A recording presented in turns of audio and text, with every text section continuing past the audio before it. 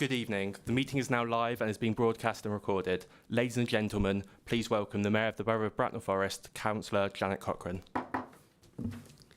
Good evening, everyone, and welcome to this meeting of the Council. I'm waiving the requirement in the Council procedure rules requiring councillors to stand when addressing the meeting, so please remain seated. The meeting is being broadcast and recorded. If there are any technical issues, please bear with us. I now declare the meeting open. Agenda item 1 is apologies for absence. Are there any apologies for absence? Thank you, Mayor. I've received apologies from Councillor Sophie Forster, Councillor Gore, Councillor Karim, Councillor Mossam, Councillor Pickering, Councillor Welch, Councillor Virgo and Councillor Gilby. Do we have any other apologies? Please raise your hand and I will come to you in turn. Councillor Barnard? Who? Sorry? Oh, sorry. Councillor Barnard. Councillor McLean gives his apologies for late arrival. He's at the mercy of SWR at the moment, so he'll be here as soon as he can. Thank you. Was that Yes, Councillor Madam Mayor, Smith? if I could also give apologies for Council Michael Forster as well. Thank you. Lovely. Thank you, Councillor Smith. Right. Clark, is there anyone joining us online? Thank you. Yes, we've got a few councillors online. If they could confirm they can hear us when I call their name. Councillor Eggleston. Good evening. Yes, I'm here and I can hear you. Thank you. Thank you. Councillor Pinnell. Yes, present here and I can hear you. Councillor Watts. Evening, yes, I'm here. Councillor Michael Forster. Yes, thank you. I've just landed, so thank you. I can hear you. Thank you. And Councillor Philip Thompson. Yes, good evening. Thank you. That's everyone there. Thank you. Right. Agenda item 2 is to recommend for approval as a correct record the minutes of the meeting of the Council meeting held on the 9th of July. I am happy to move the approval of the minutes. Before I ask Councillor Temperton to second the motion, please indicate if you have an issue with the accuracy. Anybody have an issue? No? Okay, we'll carry on. Deputy Mayor, has anyone online indicated that there is an issue? No, Madam Mayor. Thank you. Councillor Temperton, are you happy to second the minutes as a correct record? Happy to second the minutes as a correct record, Madam Mayor. Thank you, Councillor Temperton. As nobody has indicated they have an issue, those are agreed. Agenda item 3, declarations of interest. The full text for declarations of interest is set out on the agenda papers on item 3. Does any councillor have a disclosable pecuniary interest or an affected interest to declare? Please also declare the nature of the interest.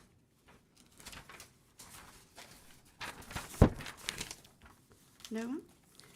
Deputy Mayor, has anyone online, please? No, Madam Mayor. Thank you. We now come to agenda item 4, which are Mayor's announcements. Excuse me. Right. I have attended several events since July, but first I would like to announce my 2 charities, one being the Pilgrim's Heart Trust for the Homeless of Bracknell and Stepping Stones.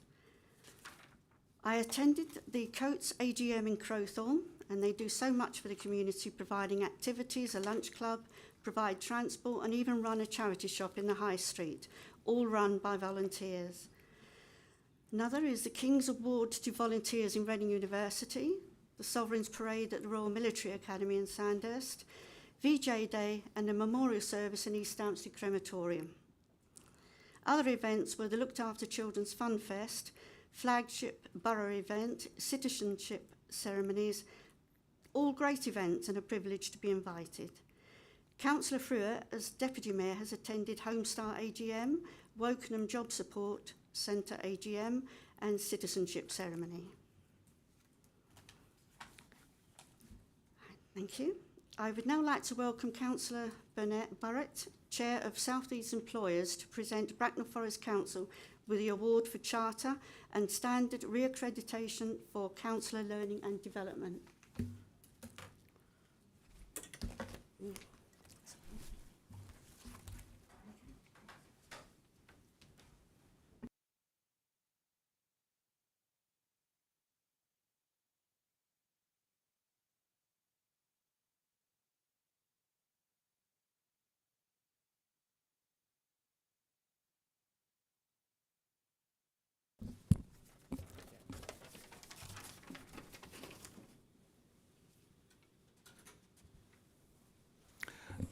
Okay, thank you very much, Madam Mayor. As Chair of South East Employers, it is a pleasure to be here this evening at your council meeting to present Bracknell Forest Council with your award in recognition of the council's successful reassessment against the standard of the South East Charter Plus for councillor development. This is the first council in the South East to be re-awarded Charter Plus for the 4th time. The Charter Plus is the highest level of award that we make and was previously awarded to this council in 2011, 2015 and 2021. Across England, over 30% of councils have made a commitment to the Charter. As councillors will be aware, the Charter is recognition of the investment and value that Bracknell Forest Council places on councillor development. The Council recognises that development of all councillors is critical to the successful achievement and delivery of the strategic priorities on behalf of the people who you represent in the community. The development and support that Bracknell Forest Council provides for all councillors will become even more important if we are to be able to respond to the challenges of delivering services and taking forward the opportunities presented to us in response to devolution. The role of the councillor will be integral in ensuring we deliver on this changing agenda. However, it will require all of us to work differently and will require new skills as we engage and empower our local communities. It has therefore never been more important to ensure that all councillors are provided with the skills and support to carry out the role, and the Charter Plus assessment team were impressed with the continued very high profile and importance attached to councillor development here following the change in administration after the May 2023 elections. Councillor development has a key role in supporting the strategic and corporate priorities of the council and is firmly embedded within the culture of the council. The assessment against the Charter standard took place on 15th of July 2025. Bracknell Forest Council has demonstrated a strong commitment to councillor development. It has the support of the whole council and has been well supported and led by the Councillor Development Charter Steering Group, chaired by Councillor Karim and supported by key officers.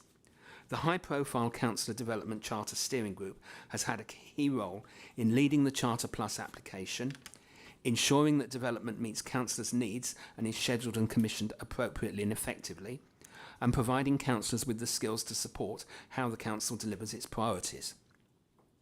The council demonstrated to the Charter Plus assessment team a high degree of innovation and how to get the best and most efficient use from the councillor development budget.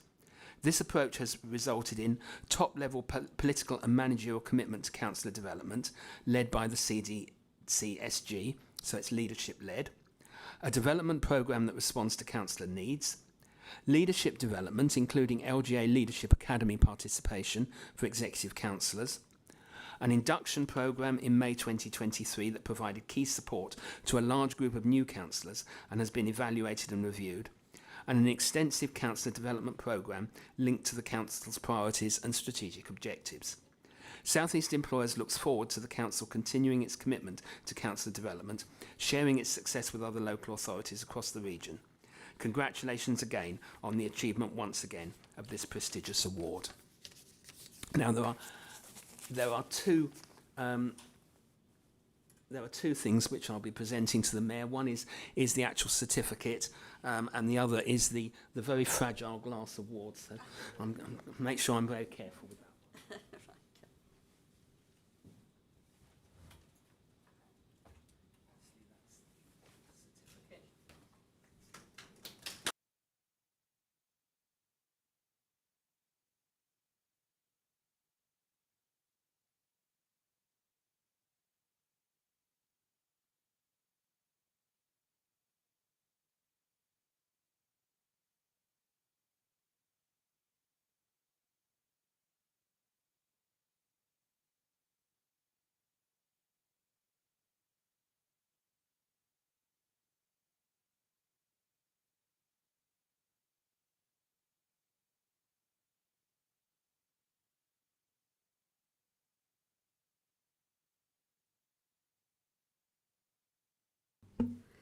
Right, now we come to the report of the Cabinet, agenda item 5.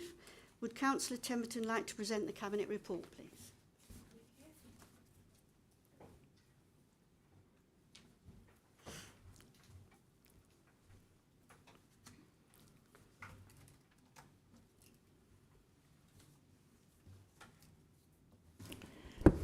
Thank you, Madam Mayor. This is the Cabinet report for the recent meeting that we had. We only had one because of the August break, so-called. So the recent meeting was on the 15th of July. We had the Cabinet approved the Council's new equalities objectives for 2025-29 following a public consultation. The objectives are designed to encourage an inclusive and fair society and support the Council plan. Progress will be monitored and reported annually on the Council's website.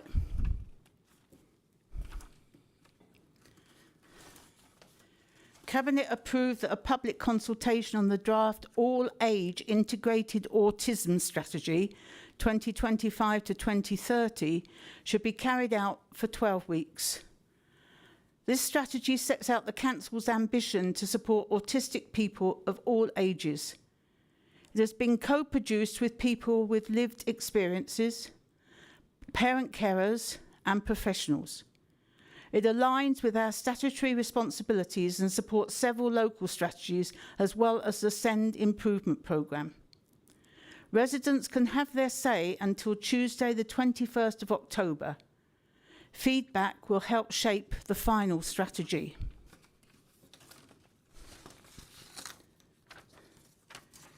Cabinet approved the proposed consultation plan for the draft all-age exploitation strategy and action plan for 2026 to 2031. This strategy aims to prevent exploitation, support those experiencing it, learn from survivors, and stop perpetrators. It focuses on prevention, transition into adulthood, and support and recovery. Cabinet endorsed the approval of the Berkshire Local Nature Recovery Strategy by the responsible authority, which is the Royal Borough of Windsor and Maidenhead. The Local Nature Recovery Strategy is a new statutory tool which is designed to help reverse the ongoing decline in biodiversity and promote the restoration and enhancement of natural habitats.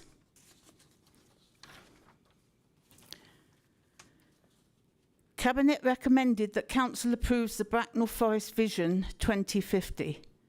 This sets out a long-term direction for the borough, developed through extensive engagement. The intention is for this vision to be living, reflecting the evolving ambitions of our communities. Its main themes include community well-being, sustainability, transport, education, economy, arts, and inclusion. Cabinet noted the total capital expenditure for 24-25, which was 38,725 million. This was slightly under the budgeted 39,354 million. They also approved the carry forward of 56.770 million to continue the work on long-term and multi-year projects.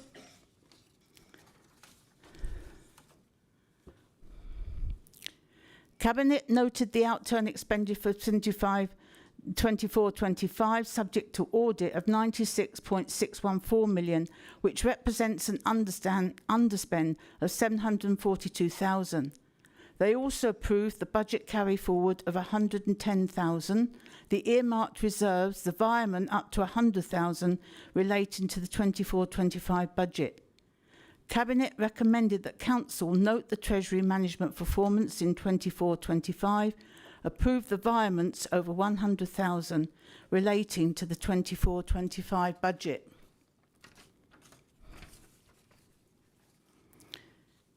Cabinet noted the annual progress made against the Climate Change Strategy 2024, which is huge. Council previously agreed that an annual report should be published to outline the progress towards net zero carbon dioxide emission by 2030. This annual report is the final report for the climate change strategy that covered the period 2020 to 24. Next year's annual report will reflect the revised climate change strategy for 2025 to 2030.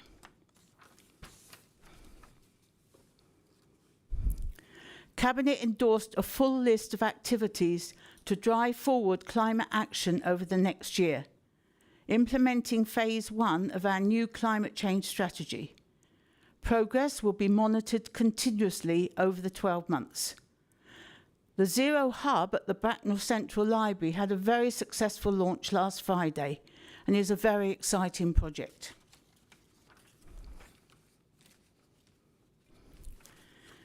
Cabinet gave authorisation to enter into legal agreements with Abundance Investments Limited to develop a local climate bond proposal, climate bond proposal for Bracknell Forest.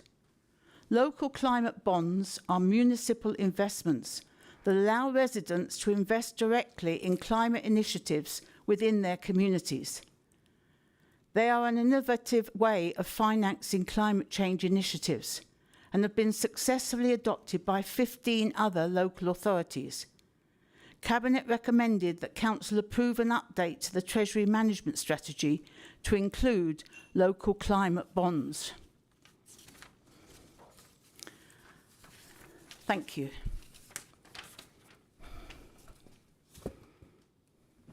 Thank you, Councillor Templeton. Does any councillor have any questions for Councillor Templeton? Councillor Harrison? Thank you. Thank you, Madam Mayor. In respect to the local climate bonds, it's fine for people to invest their own money in renewable energy projects and things like that and put that out. I've done that myself. But when it comes to a council actually backing a project, who is on the hook if the schemes that are invested in do not pay back the bonds?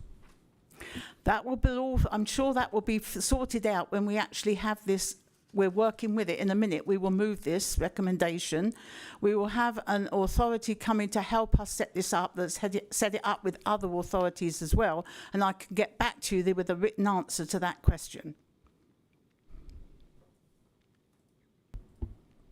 I'm sorry, are you asking us to approve a change to the finances of the council without telling us how it's actually going to affect the finances of the council? I can give you a written statement. If you don't think that's acceptable at the time, then I'm afraid you just have to vote against it at the moment.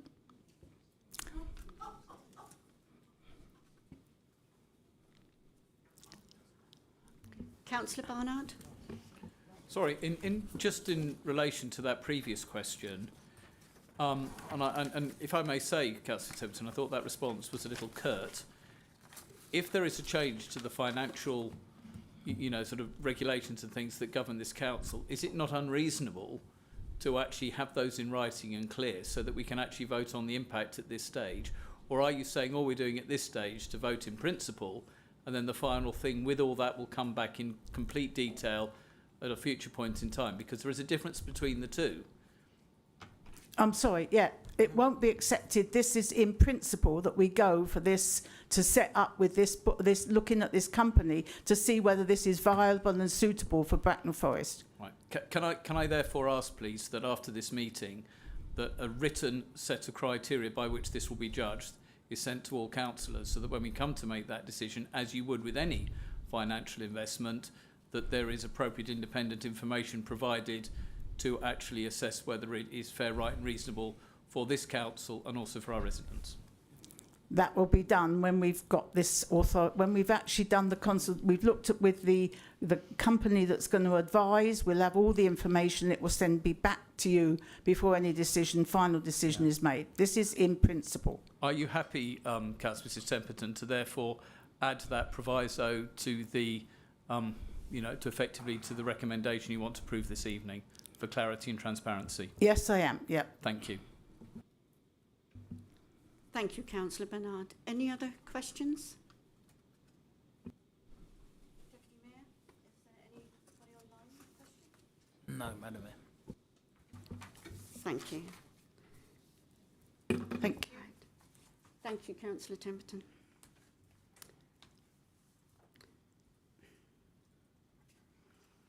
Right. We now have 3 recommendations to consider this evening. The first recommendation is on page 15 of the agenda report relating to the Bracknell Forest vision. Councillor Bidwell, would you like to move the recommendations, please? Thank you, Madam Mayor. Yes, I'm happy to move the recommendation.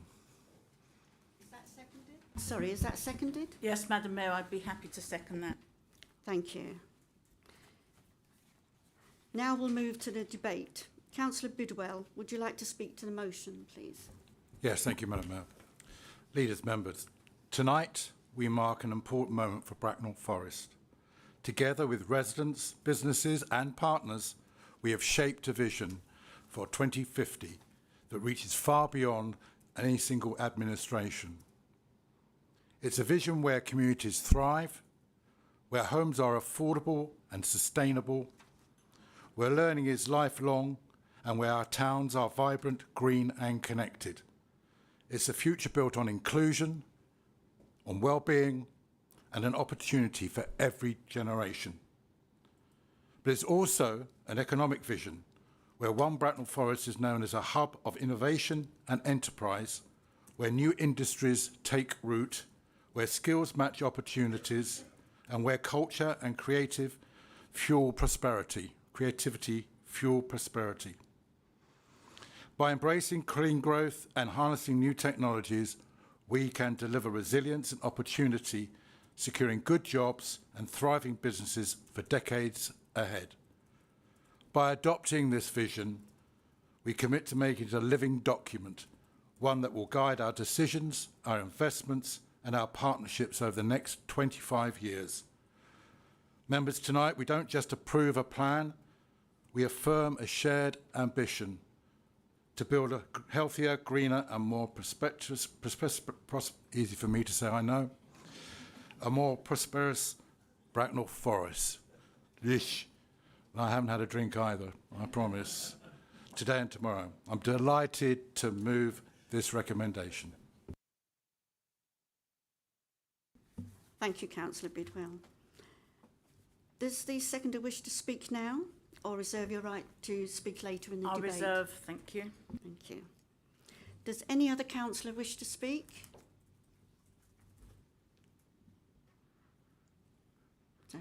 Is that Councillor Hayes? Was that? Thank you.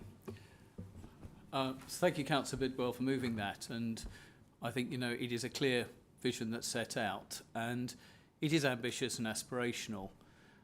I guess it has to be said, though, that at this point in time, there are both short-term and potentially longer-term headwinds that we will need to navigate our way through. And again, I think there has to be a little dose of reality in this. First of all, it's very clear at the moment that creating those jobs for now and for the future is in the short term a little bit of a challenge if you actually look at the economic data as it stands at the moment.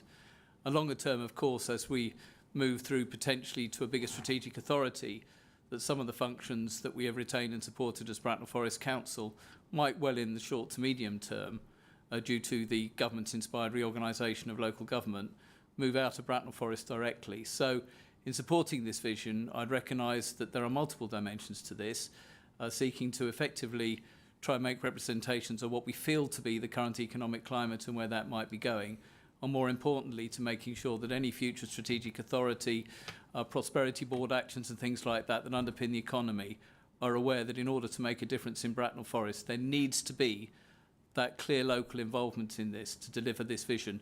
It is important. Bracknell Forest has been on a journey, and in fact the previous administration, you know, delivered the single biggest investment of any town centre across multiple parts of the country, and has seen a huge vibrancy in the town centre that wasn't there before.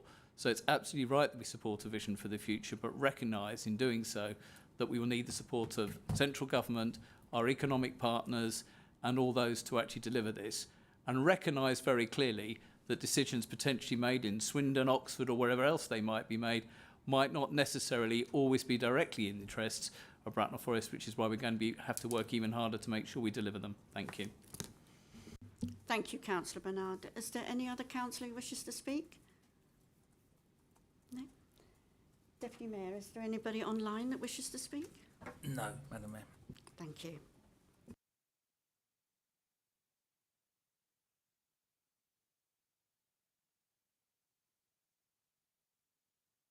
Sorry, could I invite Councillor Bidwell to sum up, please? Yes, thank you. Yes, it's there are challenges ahead, that's for sure, but a plan is important to have some sense of direction. And the Bracknell Forest Vision 2050 is a community-shaped plan for the next 25 years. So the community has been absolutely engaged in that, and that's part of the reason for producing the plan is to bring the communities along with us. So that those challenges, strategic authorities, government intervention, economic downturn, anything that's likely to happen, those challenges are met as a group and by the council and by the residents to try and make it happen. But I do accept that there will be challenges, but please support this. Nothing happens without a target, and that's what the plan is. It will change. It's a living document, and it will be brought back to this place to be reviewed on a regular basis. So please give your support for this vision. Thank you, Councillor Bidwell. The recommendation is set out on screen. The Democratic Services Officer will count our votes, so please make sure your hand is clearly raised. Only those in the room can vote. Can all those present in the chamber indicate by raising your hand if you support the recommendation? That's unanimous, Mayor. Sorry? That's unanimous. That was unanimous, thank you. Thank you. That is carried and has fallen. Thank you. The second recommendation is on page 15 of the agenda report relating to the revenue expenditure outturn 2024 to 25. Councillor Neal, would you like to move the recommendations?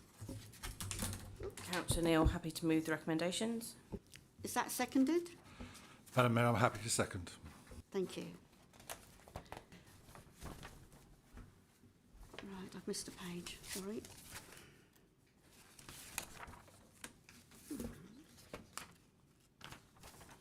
Now we'll move to the debate. Councillor Neal, would you like to speak to the motion, please? Thank you, Madam Mayor. The report to Cabinet shows that in the financial year 24-25, the Council underspent by £742,000, and this surplus was returned to general reserves. This was the first budget set by this Labour administration and demonstrates that we have set a prudent budget built in consultation with residents that delivers for Bracknell Forest and is within our spending power. We are the only authority in Berkshire that is declaring an underspend for 24-25, and I am proud of what has been delivered. I'd like to thank officers for their efforts throughout the year in delivering this outcome in continued challenging circumstances, and I'm pleased that Bracknell Forest residents can yet again be confident in this council's strong financial management. The recommendation on tonight's agenda includes the approval of environments over £100,000, as our financial regulations require full council approval for environments over that amount, and I'm happy to move the recommendations. Thank you, Councillor Neal. Does the seconder wish to speak now or reserve your right to speak later in the debate? Madam Mayor, I'm happy to speak now. Thank you. Thank you, Madam Mayor. I'm pleased to second the recommendations in respect of the revenue expenditure outturn for 2024. The Council has once again demonstrated strong financial discipline, closing the year with an underspend of just over £700,000. That surplus has rightly been returned to reserves, strengthening our overall financial resilience. It is also appropriate that we note the Treasury management performance and improve the variance over £100,000, ensuring transparency and accountability in how our resources are managed. I'm therefore happy to commend these recommendations to the Council. Thank you, Councillor Bidwell. Does any other councillor wish to speak? No? Are there any online, please? No, Madam Mayor. Thank you. Right. Would Councillor Neal like to sum up if the seconder doesn't want to speak if they haven't already spoken? So would you like to sum up, please? Nothing further to add, Madam Mayor, thank you. Thank you. The recommendation is set out on screen. The Democratic Services Officer will count our votes. So please make sure your hand is clearly raised. Only those in the room can vote. Can you, all those in the chamber, indicate by raising your hand if you support the recommendation? That's unanimous, Madam Mayor. Thank you. That is carried. The third recommendation is on page 16 of the agenda report relating to the climate change strategy and delivery plan, local climate bond. Councillor Neal, would you like to move the recommendation? Could I move an amendment to that, please, in light of the discussion that was held before? Right. Okay. So, right. Right, could you please move your amendment, please? I would like to move the amendment, that the Cabinet recommends information be circulated in support of an update to the Treasury Management Strategy to include local climate bonds, to enable the Council to raise funds for the public as proposed in the paragraph 6.7 of the report. So we add, recommends information to be circulated in support for an update to the Treasury. Is that seconded? I'm happy to second it, but could I plead indulgence with one small change? That when it says information, it says information and potential risks. Thank you, Councillor Bernard. I'll accept that. In that case, with great pleasure, I'm happy to second the amendment. Yes. Thank you. Thank you. Right, so is that finished now? Can you quickly hold proceedings? Sorry? Can you quickly adjourn the meeting? Just for a few minutes, yeah. I would just like to adjourn this meeting just for a few moments, please. Thank you.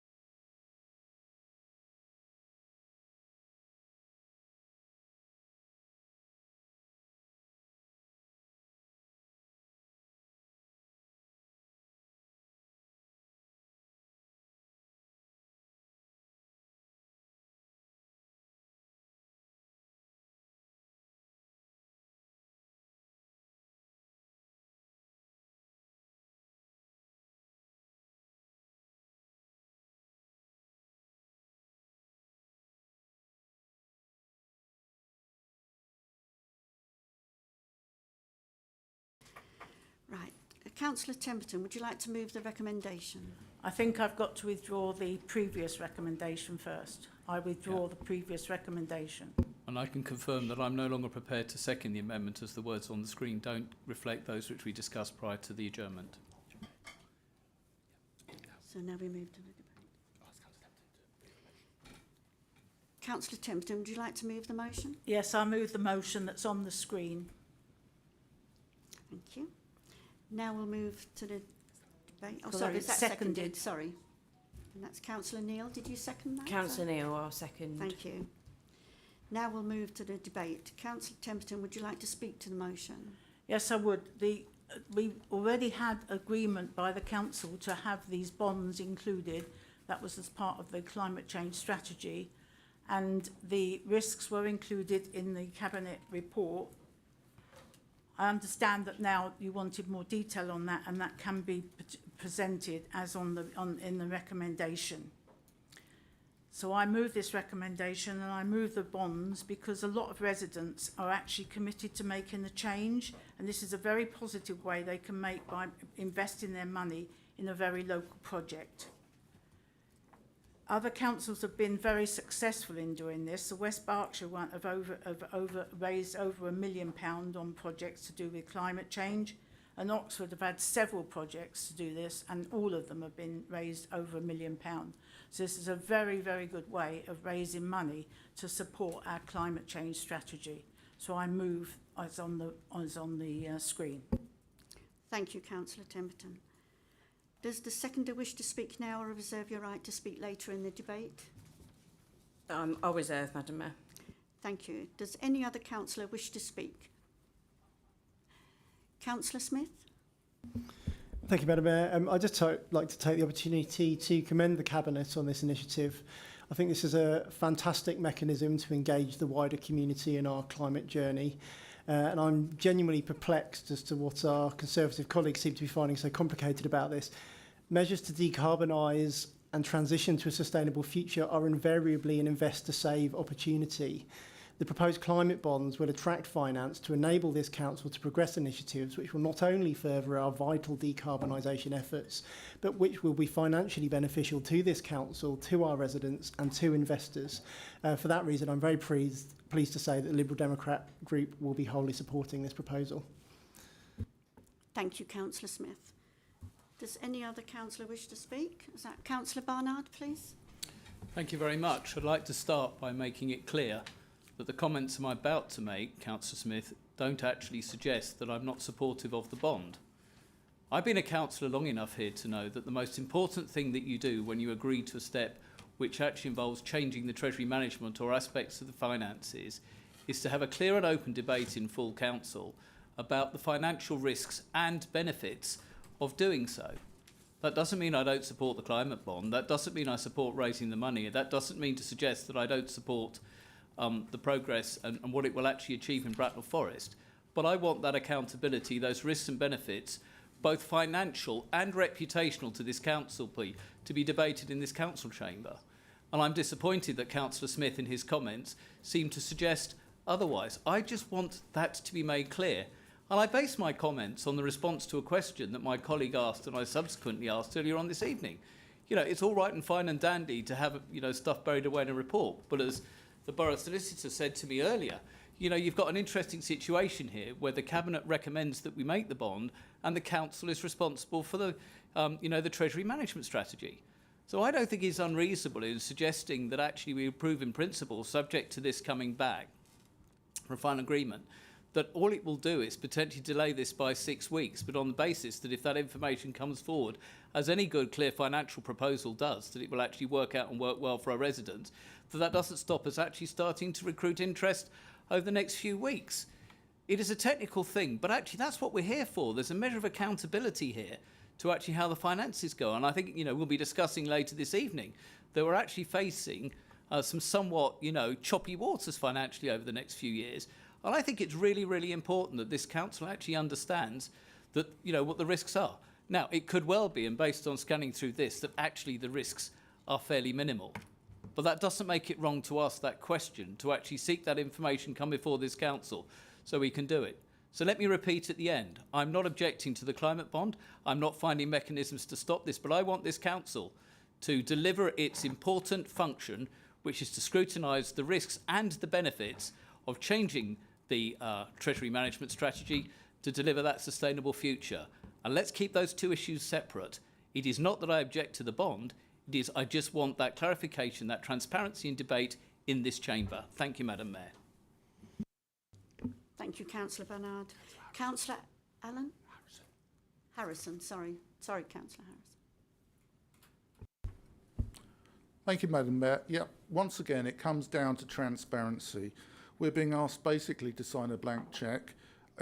I have no objection to the council allowing people to invest in their own money in financing whatever schemes it wants.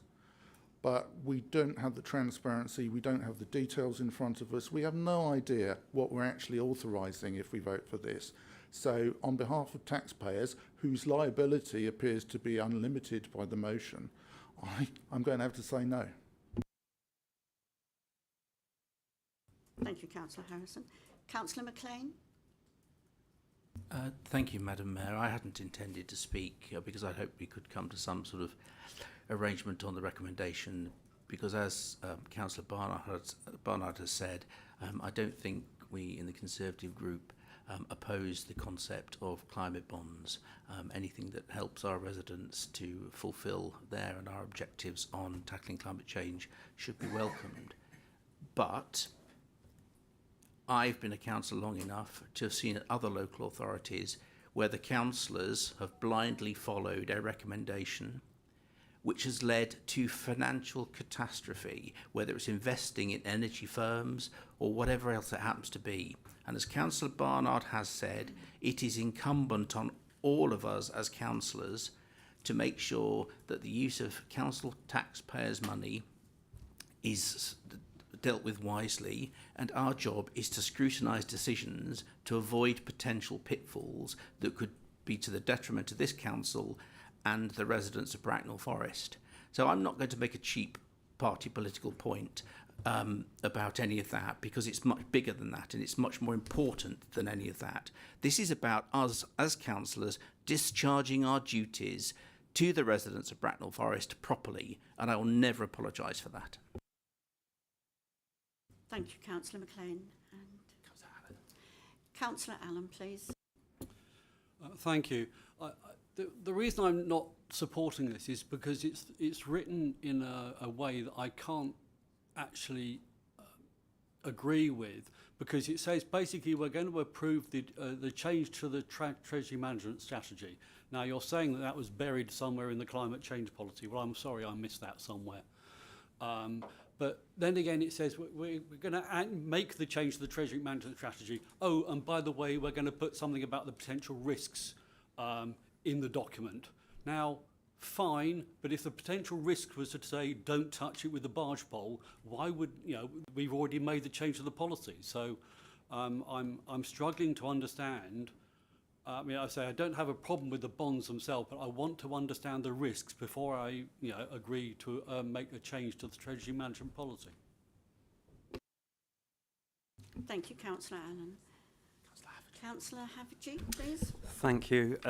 So I've got some experience with these local climate bonds, and I have to say we all agreed to this in the climate emergency motion that we took a couple of years ago. What we're agreeing to here is just the change to the Treasury management strategy. We're not actually talking about the projects themselves. The way these works, we're going to have to decide what projects we're going to do, and these projects will go out to the people that want to invest in it through abundance, and they'll invest different amounts. And and if we get enough people investing in it, we'll go ahead with that. We completely support this. It's a good way of going about things. Yeah, approve it.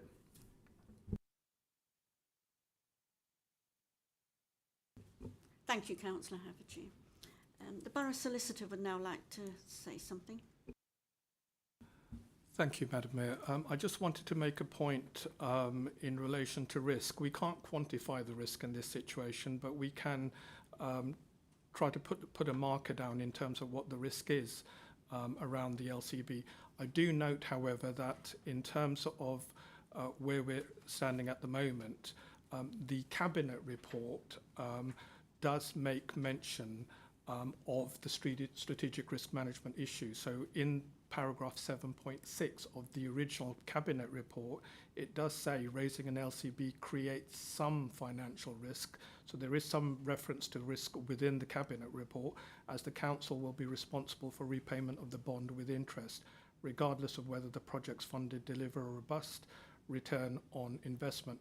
However, and this is the pertinent bits, this risk is not felt to be significant, as the bond is not expected to substantially increase the cost of borrowing to the council. So that's a statement that's already pointed out, and that's set out in the original Cabinet report.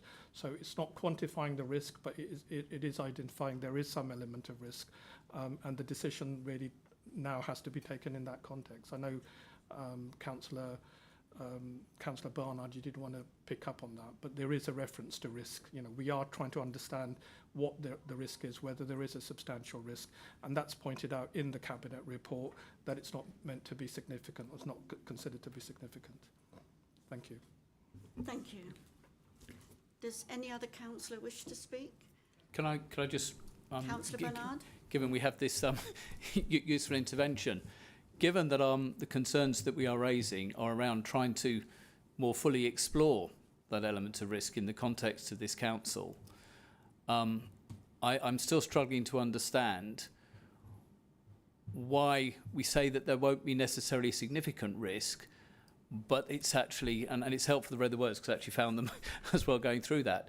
Surely it would therefore be incumbent, if we're not actually clear what the risk is, that there needs to be a slightly more full debate and discussion around the financial risk, and therefore actually detach, that discussion and understanding of risk from, I think, the agreement that we have in this council chamber that this is a good bond.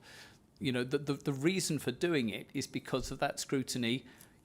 Scrutiny is probably the wrong word, but that accountability we have for risk. And so, it kind of says there's something written, Madam Mayor, but I don't think it actually, sets out or gives a context by which this council is able to actually debate and discuss that risk before moving ahead. And that's really was the point of trying to find an amendment that would work on this. Thank you, Councillor Bernard. Is there anybody else wish to speak? No? Deputy Mayor, is there anyone online, please? No, Madam Mayor. Thank you.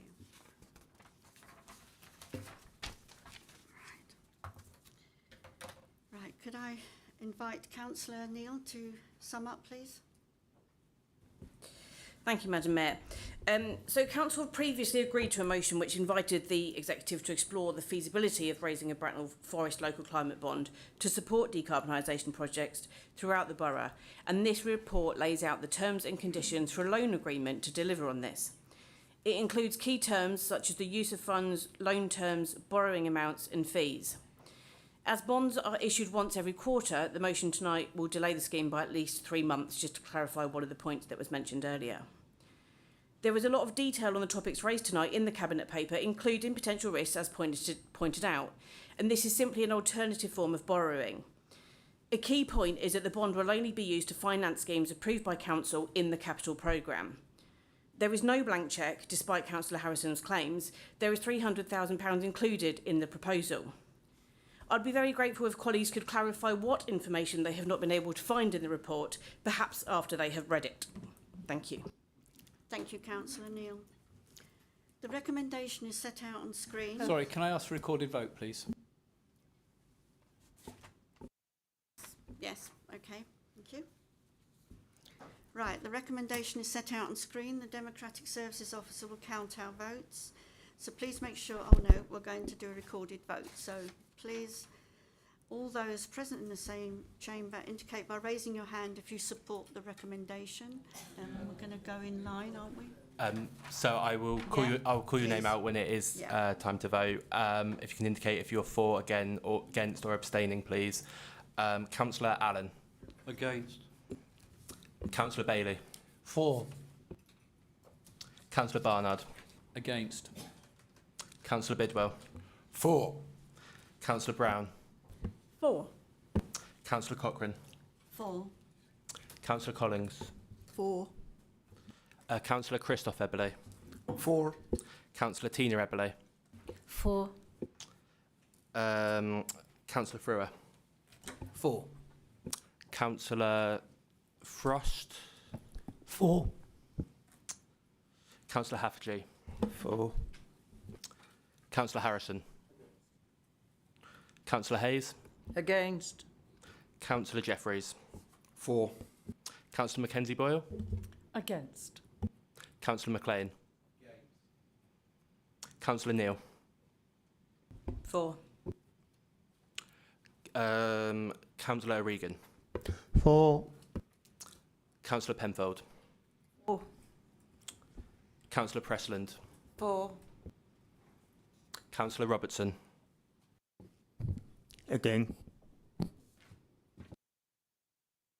Sorry, Councillor Smith. 4. Councillor Temperton. 4. Councillor Kath Thompson. 4. Councillor Webb. 4. Councillor Welch. Oh, she's not here. Councillor Wright.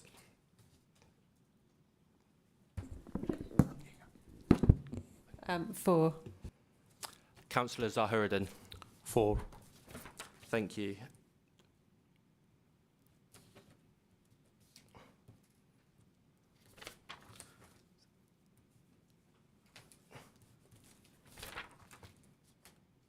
So that is 21 votes in favour and 6 against, so the motion is carried.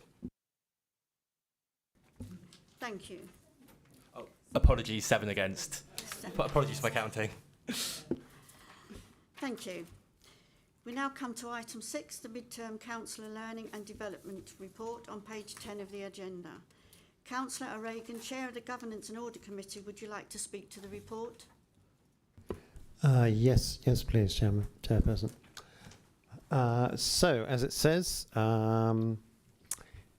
the Governance and Audit Committee have already read and questioned this report, and I'll bring it to full council to be noted. And the reasons for the recommendation that you approve and endorse this is to ensure that you're informed of the progress mid-term of the Council Learning and Development Report and our strategies for the future. I think the best way of summarising the quality of this report is to cast your minds back to the beginning of this meeting, where this council was awarded the Charter Plus accreditation for the second time running by Richard Burnett. So I think that is a very clear endorsement of the quality of this report.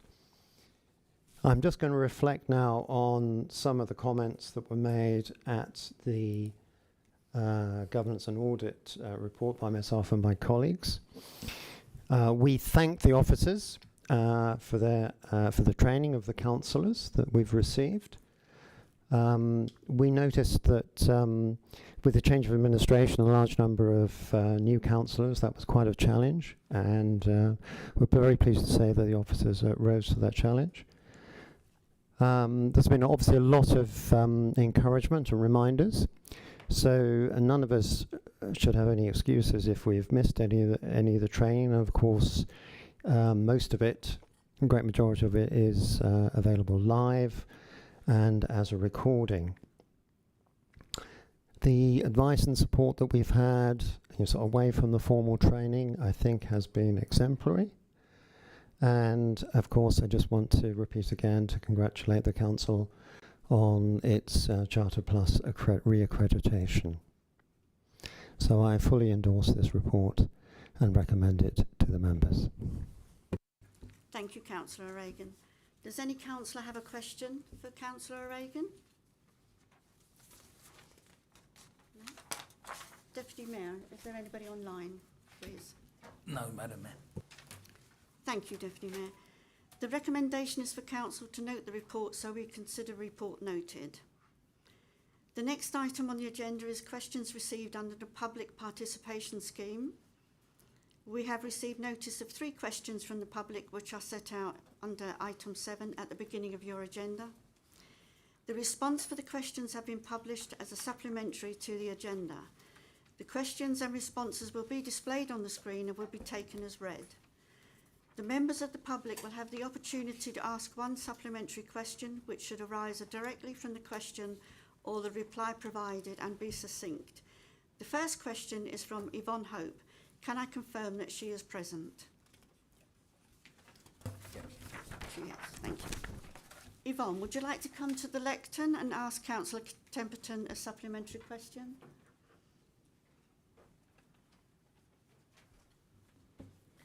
Thank you, Madam Mayor. My supplementary question is, I would like to acknowledge and thank you for asking your representative on the Pension Committee, Councillor O'Regan, to speak on behalf of Bracknell Forest Council to quickly approve and implement the new responsible investment policy, which actually has very little changes, in particular in regard to uphold your duty as a UK company, the UK being a signatory to the Rome Statute Genocide Convention, which states that the government and companies must do all possible to prevent genocide. Also, we appreciate that Councillor O'Regan will stress your desire to ensure BPF has no investments in organisations associated with conflicts in any part of the world. To that end, would this council consider tabling a motion to BPF to support those statements as other councils are doing? Thank you. Thank you, Yvonne Hope. Councillor Templeton, can you please respond? Can I just ask, did you say you want us to have a motion than that? Sorry.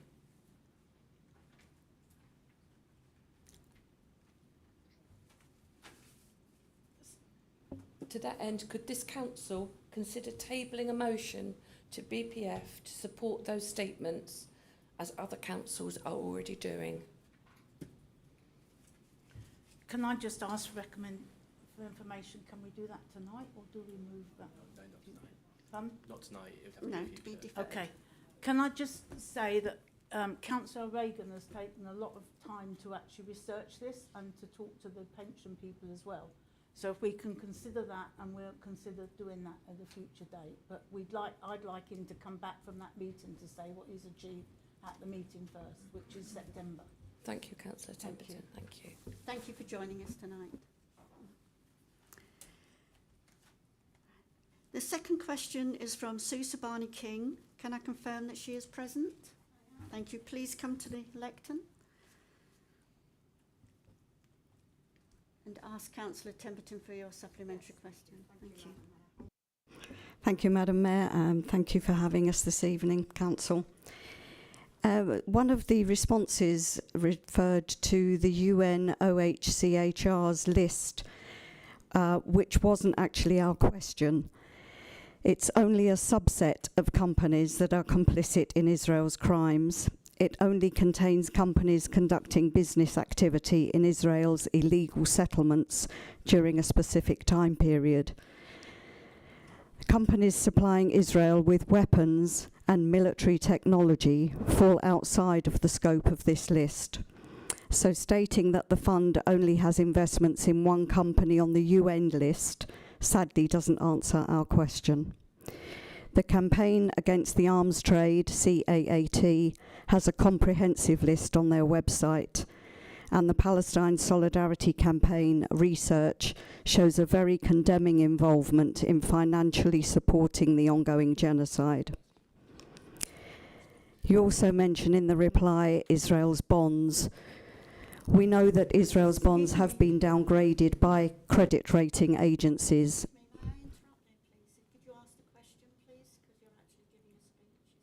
Yeah, I'm coming to it. Thank you. So the credit rating agencies, meaning many investors are selling them. Therefore, it is plausible that LPPI have finally realised and made the decision to withdraw and meet their fiduciary duty to the scheme members. Therefore, will you ask your committee member, Councillor Reagan, to continue to push for total divestment from arms companies making the genocide possible? If not for moral reasons, then at least for the same financial foresight that 17 other councils have already seen. Thank you. Thank you. Councillor Templeton, can you please respond? I can ask Councillor Reagan to ask those questions when he's at the meeting, but can I just reiterate or just explain that all the information that we gave you in the answer was actually given to us by the fund itself, which you probably realise. So we can ask that Councillor Reagan will ask the questions when he goes to that meeting. Okay, thank you. Thank you for joining us tonight. The third question is from Councillor Mark Jones, but I don't think he's actually in the room, is he? No, thank you. So he's not in attendance, but the answer to his question is on the screen, so it's taken as read. Right.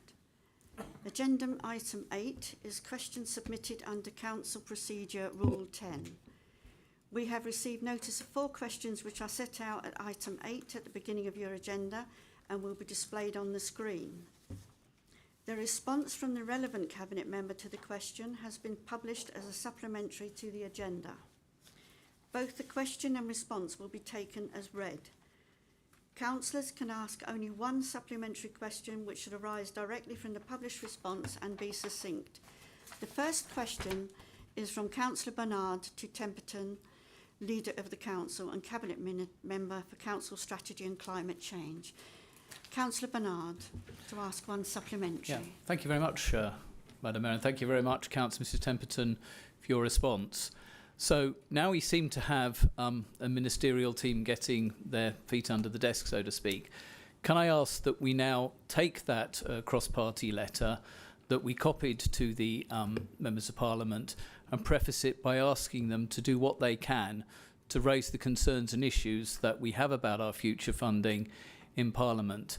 And in doing so, I note that the MP for Bracknell in particular, Peter Swallow MP, was out and about listening to residents' concerns, and hope he'll add this concern raised by a councillor to the list of things, and that we can ask him to take up the cudgels for us in Westminster, because clearly there are pretty significant consequences if this consultation turns into reality.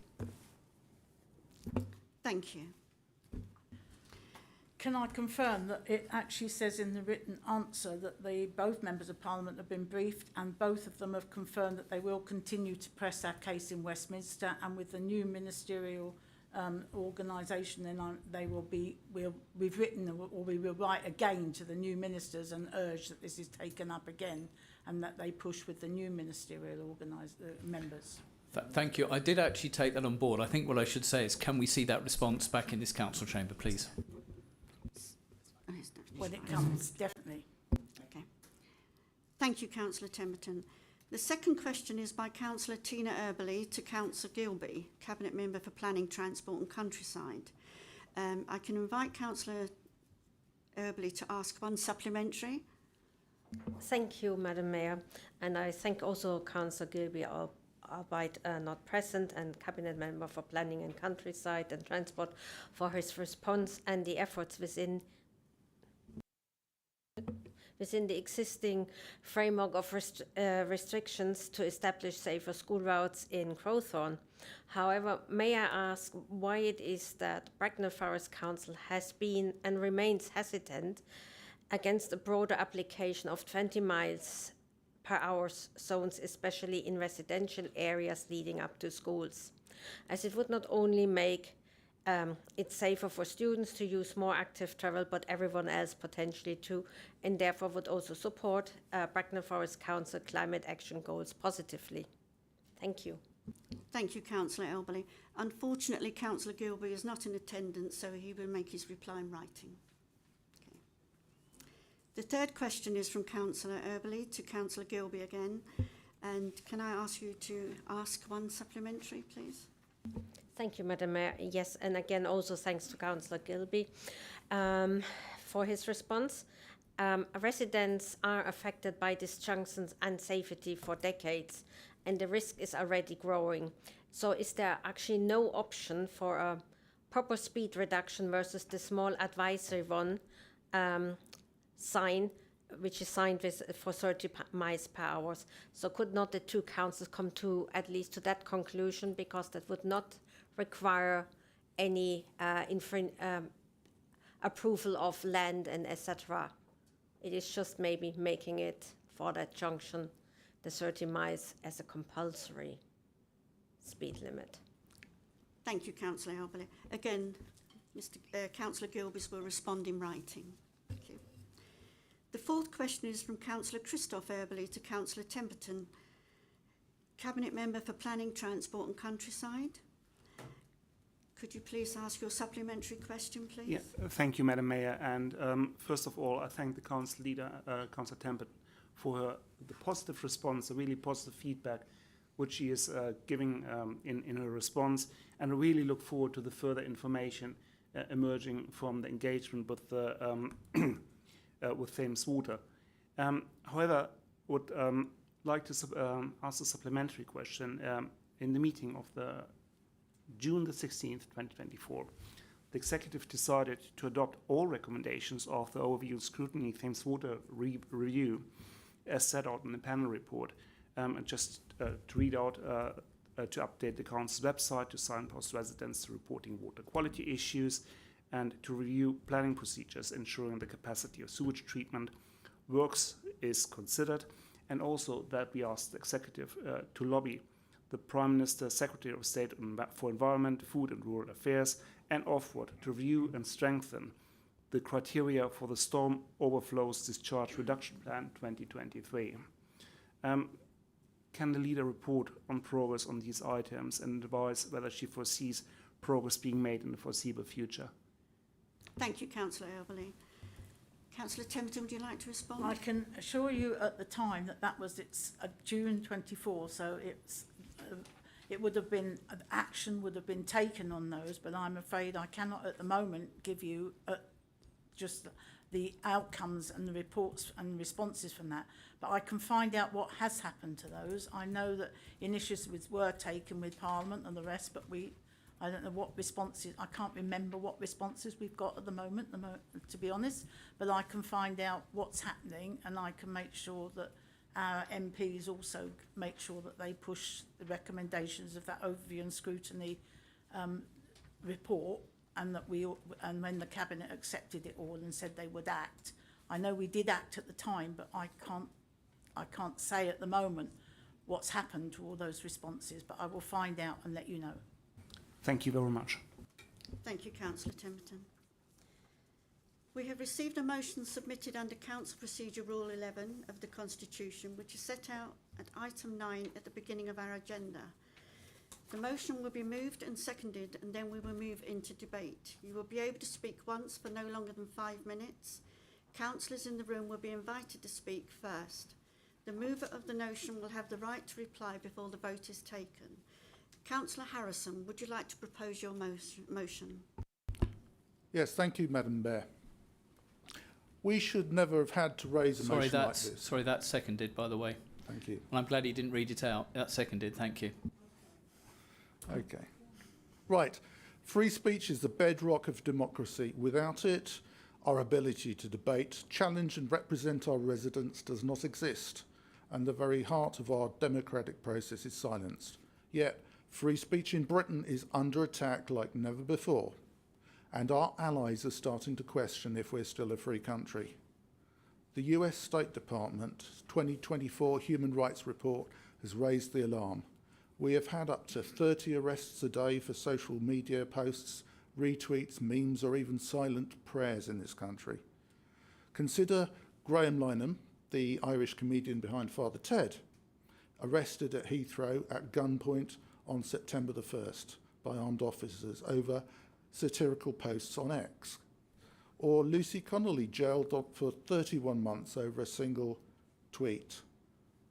Or Labour's banter ban in pubs that makes landlords legally liable if their staff get offended by overhearing the conversations of customers. Even Labour's Minister Wes Streeting has said restrictions on free speech have gone too far, and perhaps we need to start thinking again about it. But all the while, Sir Keir Starmer has a working group planning a new Islamophobia definition that would severely restrict people's ability to debate the role of religion in conflict, oppression of women, and the influence of certain cultures. on the sort of child grooming gangs we've seen in Rochdale and elsewhere. And I'm glad I managed to say that before he made it illegal to refer to them. Suppressing free speech doesn't eliminate discontent, it amplifies it. Open debate may be heated. We may hear views we don't like. We may be offended. People are rude, but it is being willing to listen to views we don't like that we show people we still see them as human beings, and it opens the door to a conversation where we can come to a better understanding of each other and maybe soothe some of those fears. But if instead people resort to calling the police and trying to get people arrested for views they don't like, it feeds into that resentment and gives more power to extremists who want to use that resentment for their own ends. Well, Bracknell Forest, this is a nice place, isn't it? It couldn't happen here, could it? Well, we were informed in a recent Facebook post that a Sandhurst councillor faced a police report and a code of conduct hearing for asking questions about the transient housing of Afghans in a local hotel and whether they're getting preferential treatment compared to our own residents. I don't know if that Facebook post was true or not. If it was, that's a chilling slide towards authoritarianism. But we can see that that has really damaged the reputation of Bracknell Forest. There was another example revealed through a Freedom of Information request of a borough councillor here trying to get a local social media group shut down. Again, a very authoritarian response. So the motion we're putting forward, let's be clear, the laws on speech in this country are a bit of a mess, but they've been laid down by Parliament, and no doubt they will be reviewed again. It's above the powers of a council to change them. This motion is a defence of free speech within the law. It lays down the principle that in governing our interactions, the council should review its speech codes to place free speech at the centre of how we operate. Our Code of Conduct and Mayor's Charter, introduced in 2022, were meant to ensure elected councillors could participate without intimidation or abuse. In practice, in my opinion, they're often weaponised for settling political squabbles that are best left to the electorate to decide at the ballot box. That's democracy. Councillors, free speech is the oxygen of democracy.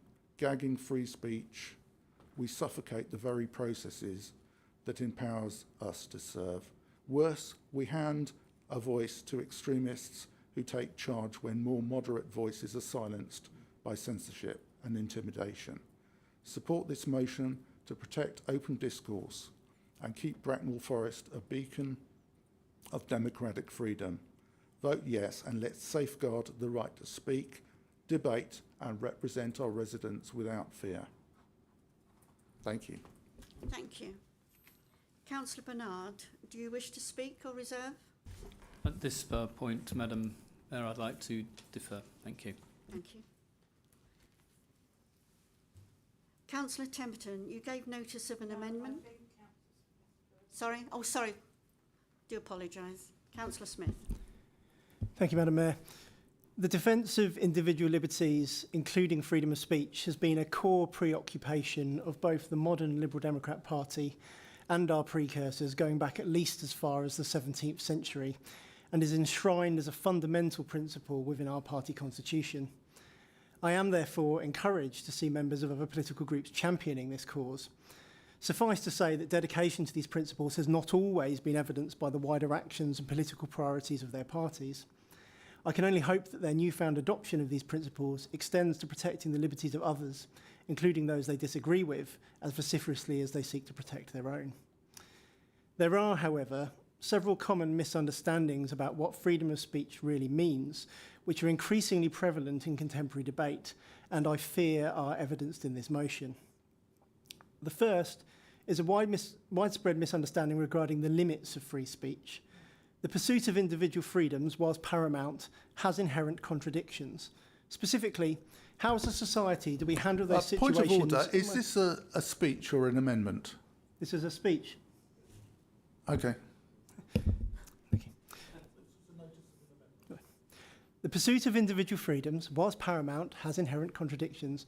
Specifically, How, as a society, do we handle those situations where my freedom and your freedom come into conflict? Speech has consequences. The great orators of history have always understood that speech has the power to influence and inspire action. That power can be employed responsibly for good, or it can cause immense harm. Indeed, it is only because speech holds such power that it is so important that we both protect and safeguard it. In the UK, our laws are developed based upon what is known as the harm principle, that freedom should only be restricted when their exercise may result in harm to others.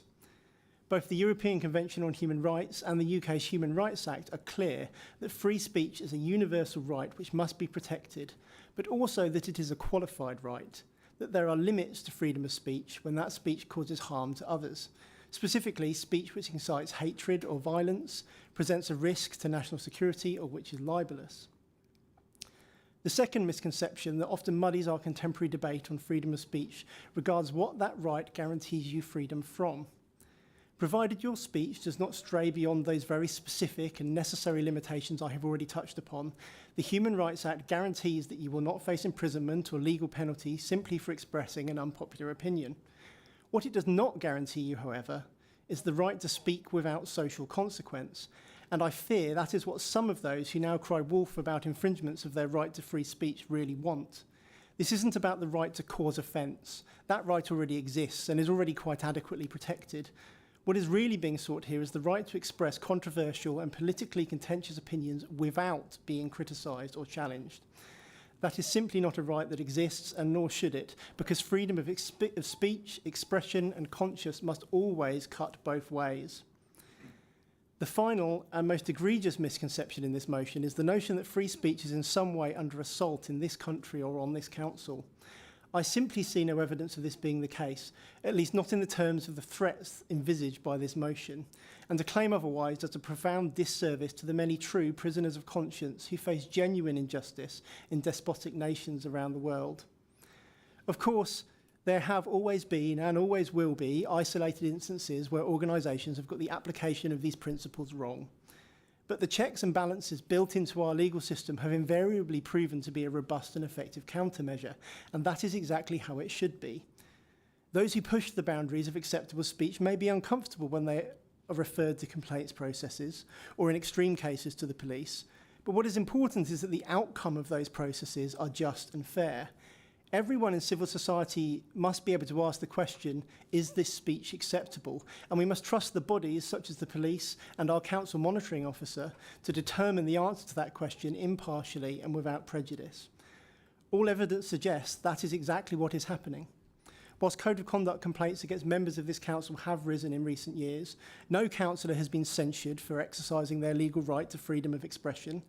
The results demonstrate a process that is functioning effectively and a democracy that is in good health. There is no infringement on free speech here, no obstruction of democracy, just due process. I will finish with one last observation, which is that if there is any genuine threat to freedom of speech in the UK, it lies firstly with the increasingly draconian anti-protest legislation enacted by recent governments, and secondly, with those arguing for the UK's withdrawal from critical legislation such as the European Convention on Human Rights. We should not overlook the irony that our Conservative colleagues have brought to us this motion, which repeatedly references provisions and protections within the ECHR, at the same time their national party is openly reconsidering their ongoing commitment to this same treaty. Excuse me, Councillor Genuine Smith, freedom. could you... I'm just wrapping up. I was interrupted, Lovely. so if I Thank could just have it.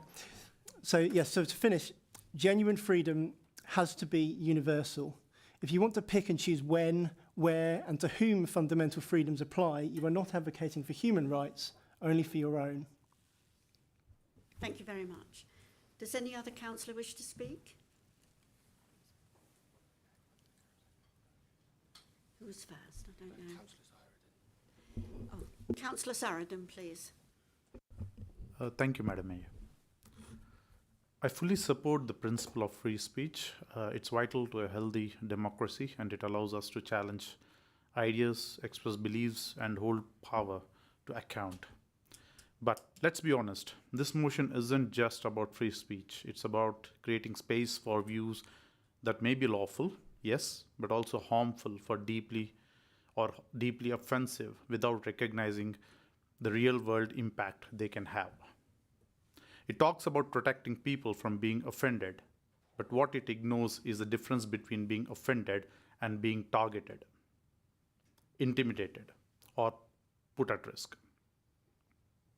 When speech discloses personal information, fuels hostility against vulnerable, or undermines inclusion under the guise of conscience, we have a duty to draw the line.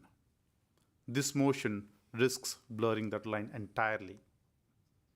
It also appears to give cover to those who wish to challenge things like equality training or anti-discrimination policies, describing them as political indoctrination.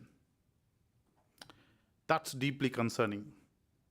We should be building a safer, fairer environment, not rolling back protections in the name of free expression. No one's freedom of speech is being threatened by basic accountability. What this motion really does is open the door to harmful rhetoric being normalized with little recourse for those affected. So, yes, I believe in free speech, but not speech that puts vulnerable people at risk, not speech that undermines cohesion or equality in our community. For that reason, I will not be supporting this motion. Thank you. Thank you, Councillor. Anybody else wish to speak? Okay. Thank you, Madam Mayor. Most of what Councillor Smith said, I have absolutely no disagreement with at all, because he's underscored liberal values, liberal with a lowercase l, which I have no problem with at all. I mean, it was Albert Camus who said, "We are suffocating amongst people convinced of their own absolute rightness." And I think if you ask Kathleen Stock whether she felt she'd been silenced, if you'd been to university campuses and spoken to lecturers about whether they feel they've been silenced, I think the answer you would receive from them is yes, they have. But now, Councillor Smith and Councillor Zaridan seem to be suggesting what they interpret Councillor Harrison's motion to mean, what he's trying to say. And I'm not sure that actually helps the discourse, because that's their take on what he happens to say in this motion. But the fundamental fact is we have laws in this country, as Councillor Smith has said, and everybody must abide by those laws. We have a system in this council which requires members, quite rightly, and which I fully support, to treat other members and officers with respect, with tolerance, and with understanding. And we should all conduct ourselves in that way.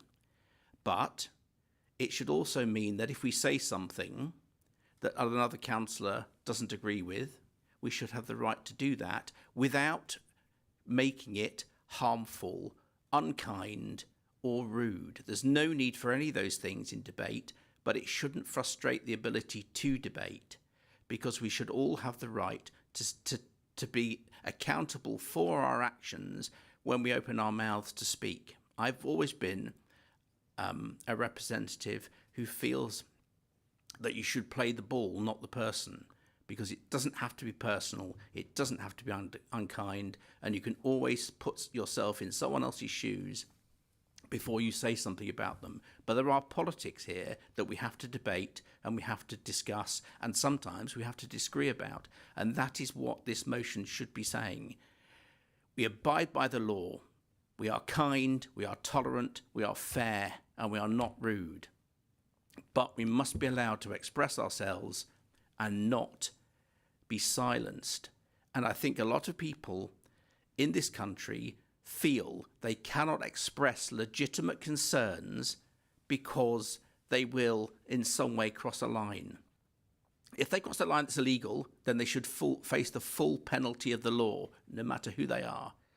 But if we do make people feel they have to be silent, that plays into the hands of people who don't believe in democracy, don't believe in fairness, and don't believe in justice. And that is the last thing we want to achieve in this council chamber and this country.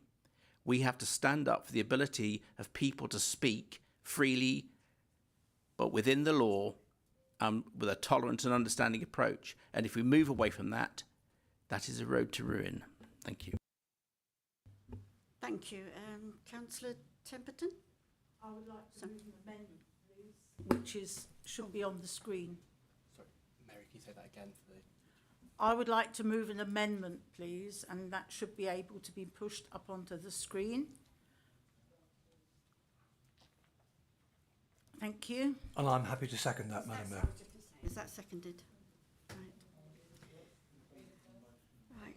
Councillors Bernard and Harrison, are you minded to accept the amendment as tabled?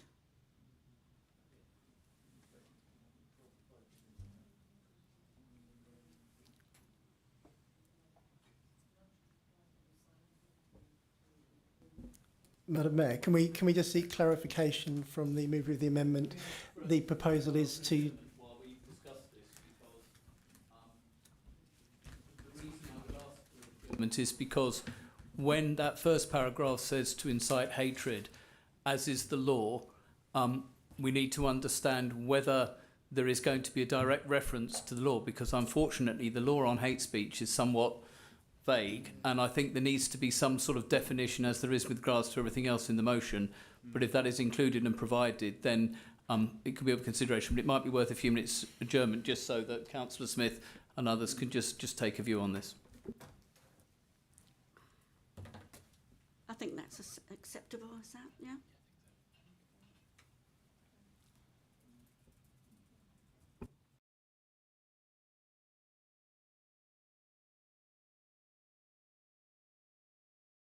Or replace it Replace it.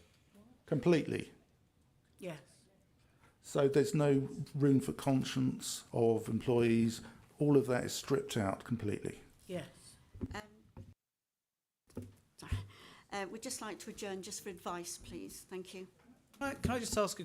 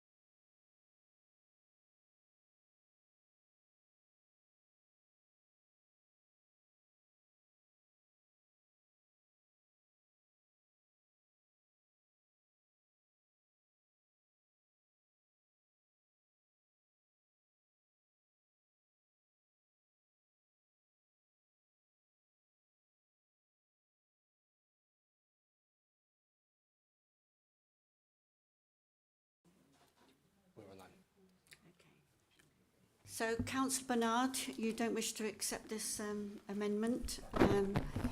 No, I think. I think we are. So if I can defer to Councillor Harrison at this point, and then we'll take it from there.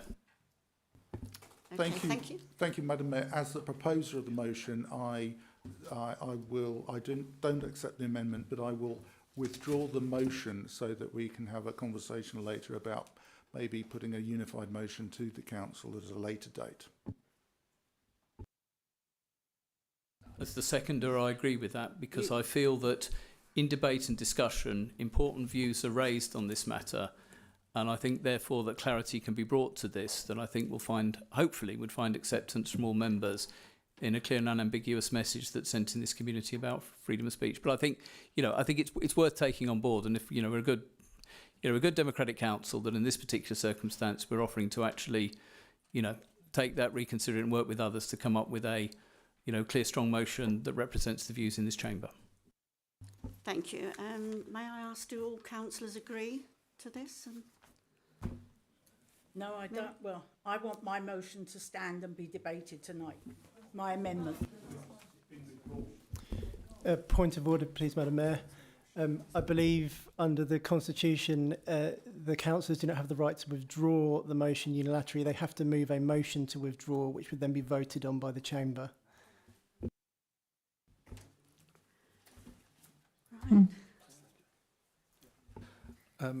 Madam Mayor, just in terms of the intervention from Councillor Smith, I've got the Constitution, the Rules of Procedure in front of me.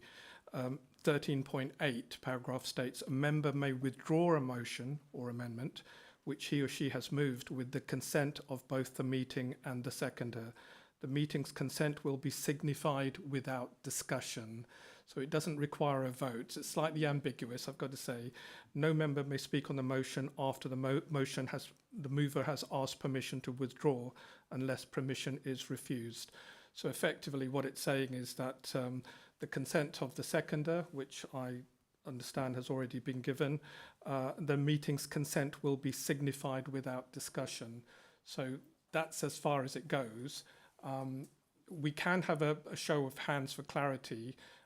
It's not specified in the motion. For avoidance of doubt, certainly we can do that, and then at least that will add a bit more clarity in terms of the meeting's consent, so even though it's not specific in the Constitution. So I would suggest, Madam Mayor, if we just have a show of hands confirming who agrees to the withdrawal of the motion and whether there's a majority for that.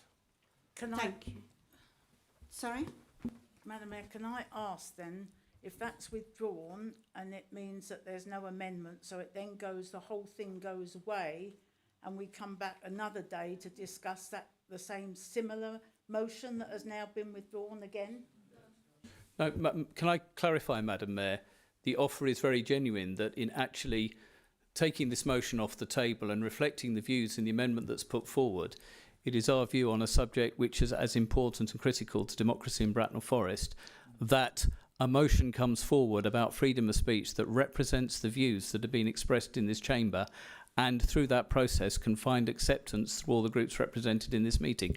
That's an unambiguous commitment that is being made by withdrawing this motion, because that's actually, at the end of the day, what we're here to do.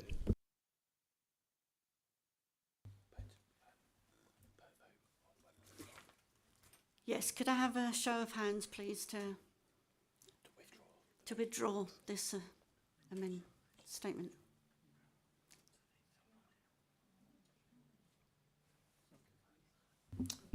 So that is 7 in favour.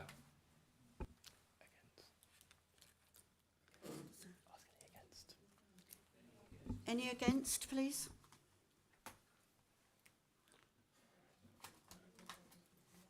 Oops.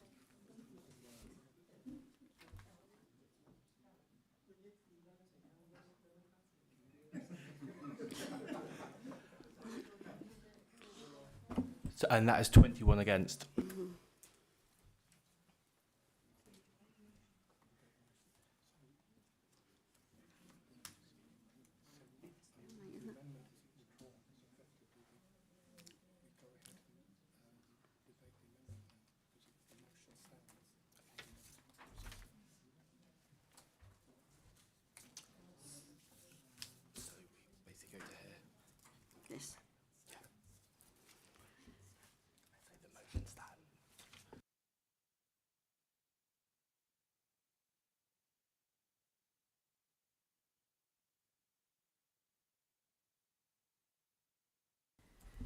Right, the motion still stands.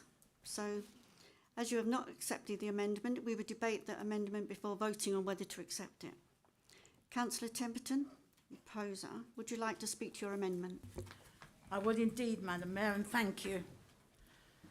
The original motion talked a lot about what the council should do, so I would like to concentrate on that. Our freedoms are already safeguarded and defended. It is right that we can speak freely, but not at the expense of intimidating, humiliating or diminishing others. Such actions must have their consequences. I spent my working life supporting children who were the victims of others' hurtful speech, often deliberately chosen to cause maximum effect. In this very chamber, 8 out of the 9 serving Conservative councillors, as members of the then ruling administration, worked together to change the atmosphere of intimidation, to change the atmosphere where councillors enjoyed making others feel inadequate.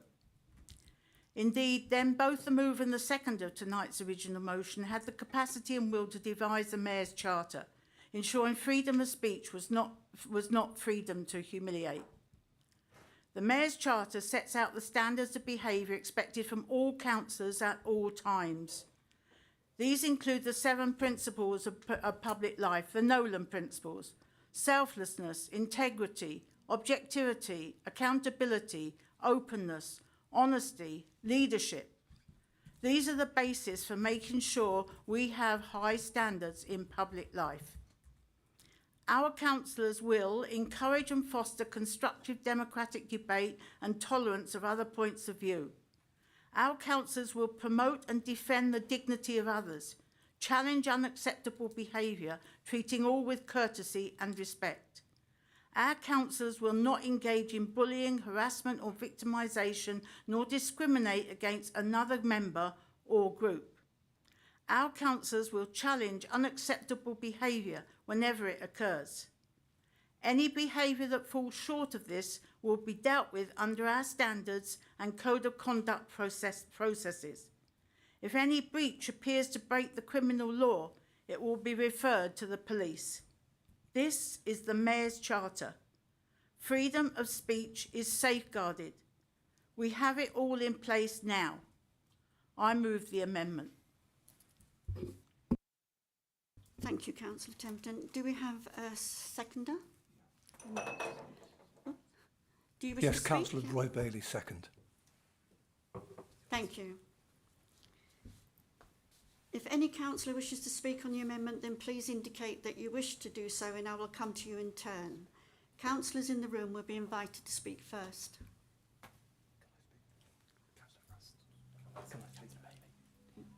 Councillor Bailey. Yes, thank you, Madam Mayor. I'm very pleased to second this motion. There are some on the right and far right who would have us believe that free speech in the United Kingdom is under threat, but this is a misleading and exaggerated claim. The truth is that the UK remains one of the freest societies in the world, where people can criticise the government, protest publicly and voice their opinions without fear of persecution. What we are seeing is not censorship but balance.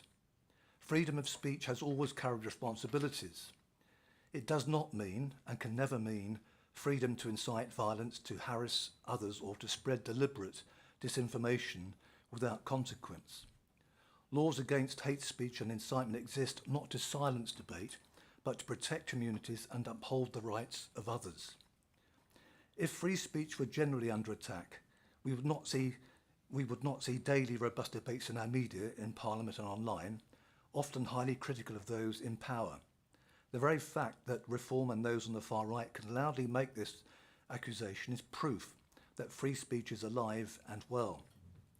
The real challenge we face is ensuring that free expression coexists with respect, truth and safety. Protecting people from abuse and disinformation is not a curtailment of liberty, it's what keeps us a diverse democracy like ours strong. Councillor Harrison seems to be implying there is an attempt to restrict or curtail individuals and elected representatives from questioning immigration dispersal. I reject that claim. Of course, local councillors should be able to express political views, challenge orthodoxy and hold the council to account. Of course they should.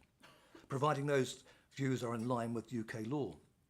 That line can sometimes be blurred and interpretations can be different, but repeated allegations of injustice, often in the form of mantra, can escape objective scrutiny and become self-evident truths. Used in this way, they can amount to disinformation. Words have consequences, as we saw with the brutal murder of Jo Cox, MP, in 2016. I met her. Thomas Mayer, a far-right political activist and supporter of Britain First, drew inspiration not from the love of his country. Excuse me, Madam Mayor. Could you ask the Conservative group behind me to stop talking so that I can hear properly what... Yes, could we just Councillor listen to Councillor Bailey, please? Thank you. Yes, words have consequences, as we saw with the brutal murder of Jo Cox, MP, in 2016. Thomas Mayer, a far-right political activist and supporter of Britain First, drew inspiration not from the love of his country, but from an admiration of the Nazis and the far right. Some of the rhetoric being used today resonates with the language being used in 2016. Words do have consequences. In our endeavours to protect free speech, we must always choose our words carefully. Thank you, Madam Mayor. Thank you, Councillor Bailey. Councillor Frost? Thank you, Madam Mayor. I wholeheartedly support the motion as amended, and thank you to Councillor Harrison and Barnard for bringing the original motion as well. I fully agree with Councillor Harrison that free speech is a cornerstone of our democracy, and without it, all other freedoms cannot be fully enjoyed, and I think that's expressed well within this motion. And I'd like to also just take a moment to appreciate the irony that during the motion and Councillor Smith's speech, we were threatened with council procedure, curtailing our chance to talk freely and debate the motion. So I think I would like to address a couple of points. My issues with the original motion that I think are addressed with the amendment are there was a couple of references to sort of vague efforts and across the UK to curtail free speech and to silence moderate opinions that then give kind of credence to resentment and actually encourage more kind of extreme views. The two examples that Councillor Harrison provided were of the Irish writer Graham Linehan and of Lucy Connolly, but I would reject that, as it's been characterised in the right-wing press, arrests over tweets, and say that very much under UK law they were incitement to not only hatred but violence as well. In the case of Graham Linehan, it was not an overreaction that he was arrested by armed police. He was at Heathrow Airport, where you'll have seen from going on holiday that all police routinely are armed, so it was not an overreaction on their part, and it was not a satirical tweet as such. He called for his followers to punch transgender people in their genitalia. So I believe if that's not covered already by UK law, then I'm not sure what is. And if it's the case, I would appreciate in his, if he has the chance to speak again, whether that is one of the moderate opinions that he's referring to. And in the case of Lucy Connolly, again, supposedly arrested over a tweet and a bit of a cause célèbre amongst far-right activists. She was in fact a guest of honour at the Reform UK conference and embraced their leader Nigel Farage. In the interest of free speech and against censorship, I will quote what she said that got her into legal trouble. I'm quoting now her, not myself. "Mass deportation now, set fire to all the fucking hotels full of the bastards for all I care. If that makes me racist, so be it." That was, of course, followed last year by a series of violent riots across the UK aimed at hotels full of very vulnerable people, putting life at risk as a result. So I think there's very much a clear distinction between silencing legitimate but potentially controversial opinions and incitement to hatred and violence as well. I fully agree with Councillor Harrison's view that being able for councillors to speak without fear or favour and to express a wide variety of often controversial views, I think makes us as a local authority both stronger and healthier in our local democracy. And I think I agree with Councillor Bailey's suggestion that free speech has a long and valued history in this country, and that ideas that it is under attack are, I think, over-exaggerated. But I will say there is the potential that elements of free speech are under attack in this country. The previous Conservative administration in the 2022 Police Crime and Sentencing Bill gave government sweeping powers to arrest and curtail peaceful protest, which is a vital expression of freedom of speech. And they are free to define that as they wish. If it comes to threaten day-to-day activity or infrastructure, then they can do that. And that has been carried on to some extent with the prescription earlier this year of Palestine Action as a terrorist organisation. And so simply uttering the words, and again I'm quoting, I am Palestine Action, I support Palestine Action, is liable to get you arrested. And we've seen that with peaceful protests, pensioners, students and people being arrested, in comparison to some of the other protests over immigration dispersal, which are of a much different character altogether, in my own opinion. But yes, I fully support the motion that I think free speech is a cornerstone of our democracy, but we must make a clear distinction between that and hatred.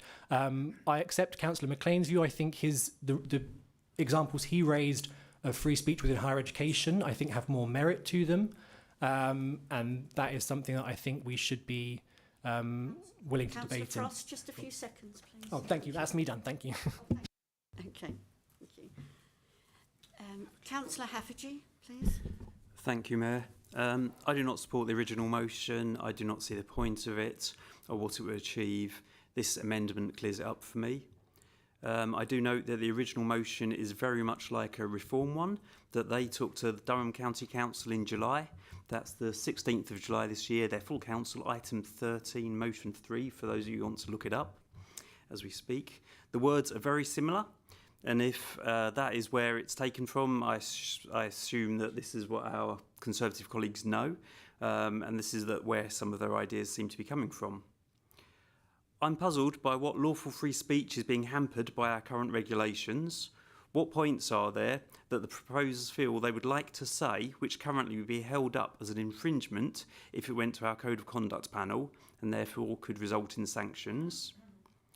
I invite the sponsors of the original motion to give me a couple of specific examples tonight of statements that are within the law and do not incite hatred, yet they feel would fall foul of our current Code of Conduct or Mayor's Charter. I know Councillor Harrison has already provided some examples, but these have not come to the Code of Conduct panel. And I guess Councillor Frost succinctly answered the examples that Councillor has given that incite hatred. I believe in our existing Code of Conduct as it does not limit our lawful freedom of speech, and this amendment emphasises our view on that and our support for our principles and the Mayor's Charter. We support this amendment. Thanks.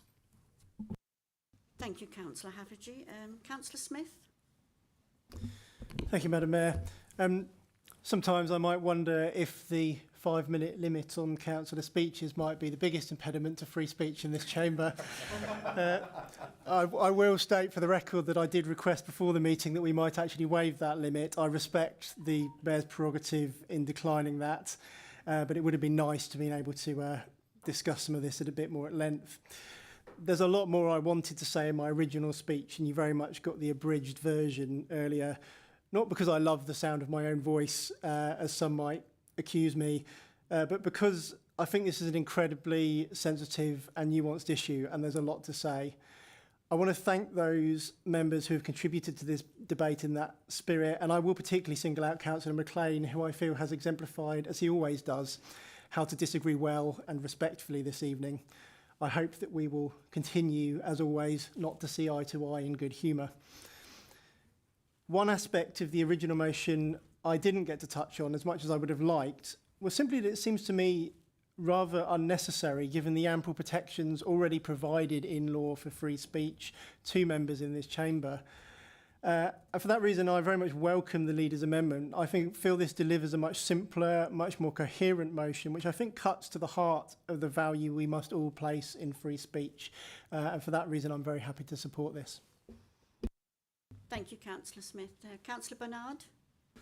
Thank you very much, Madam Mayor. I just want to start by, the irony of some of the comments Councillor Frost you made. When I suggested with my colleague that we drew this motion to actually discuss how we could incorporate the views in the chamber, it's heartening to see that there was a measure of agreement across this, and I totally recognise that once you start to debate such a sensitive issue, it's important to do it.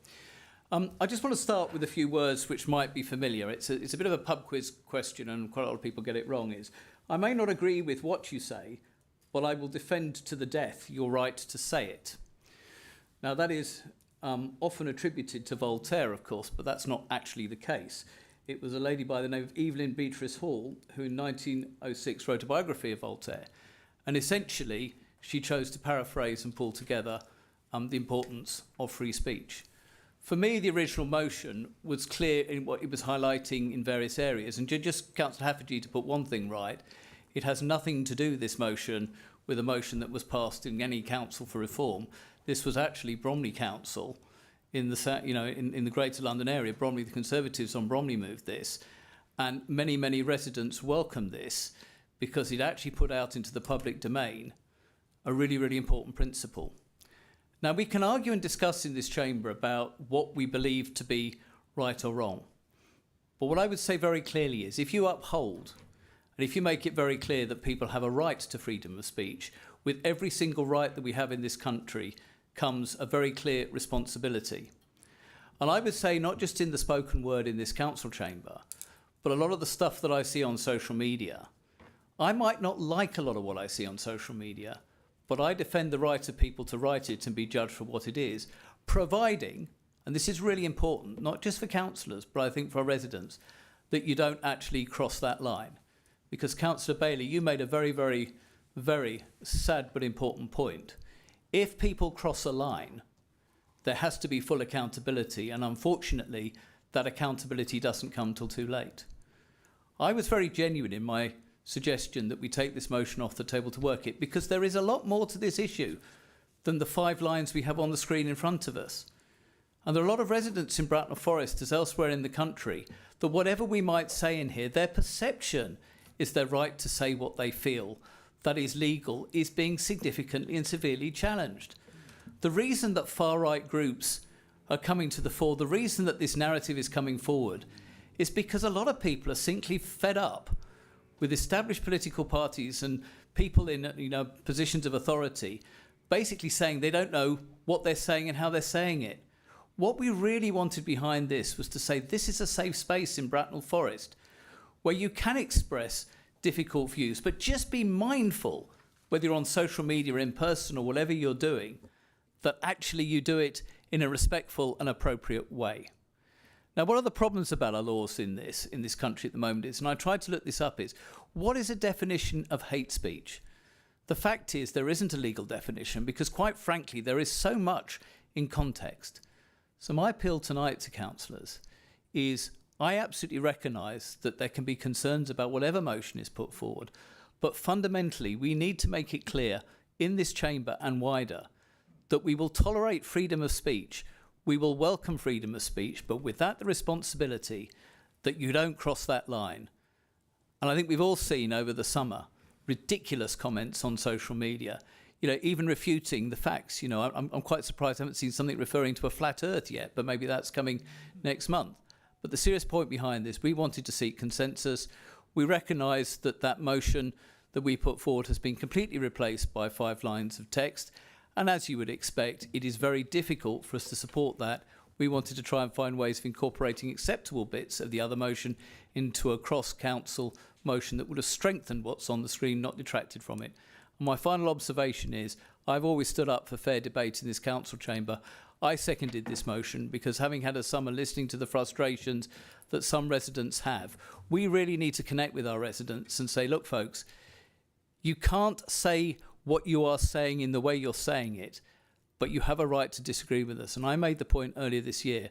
I think there are a lot of residents in Bracknell Forest that don't quite know how to say what they're feeling.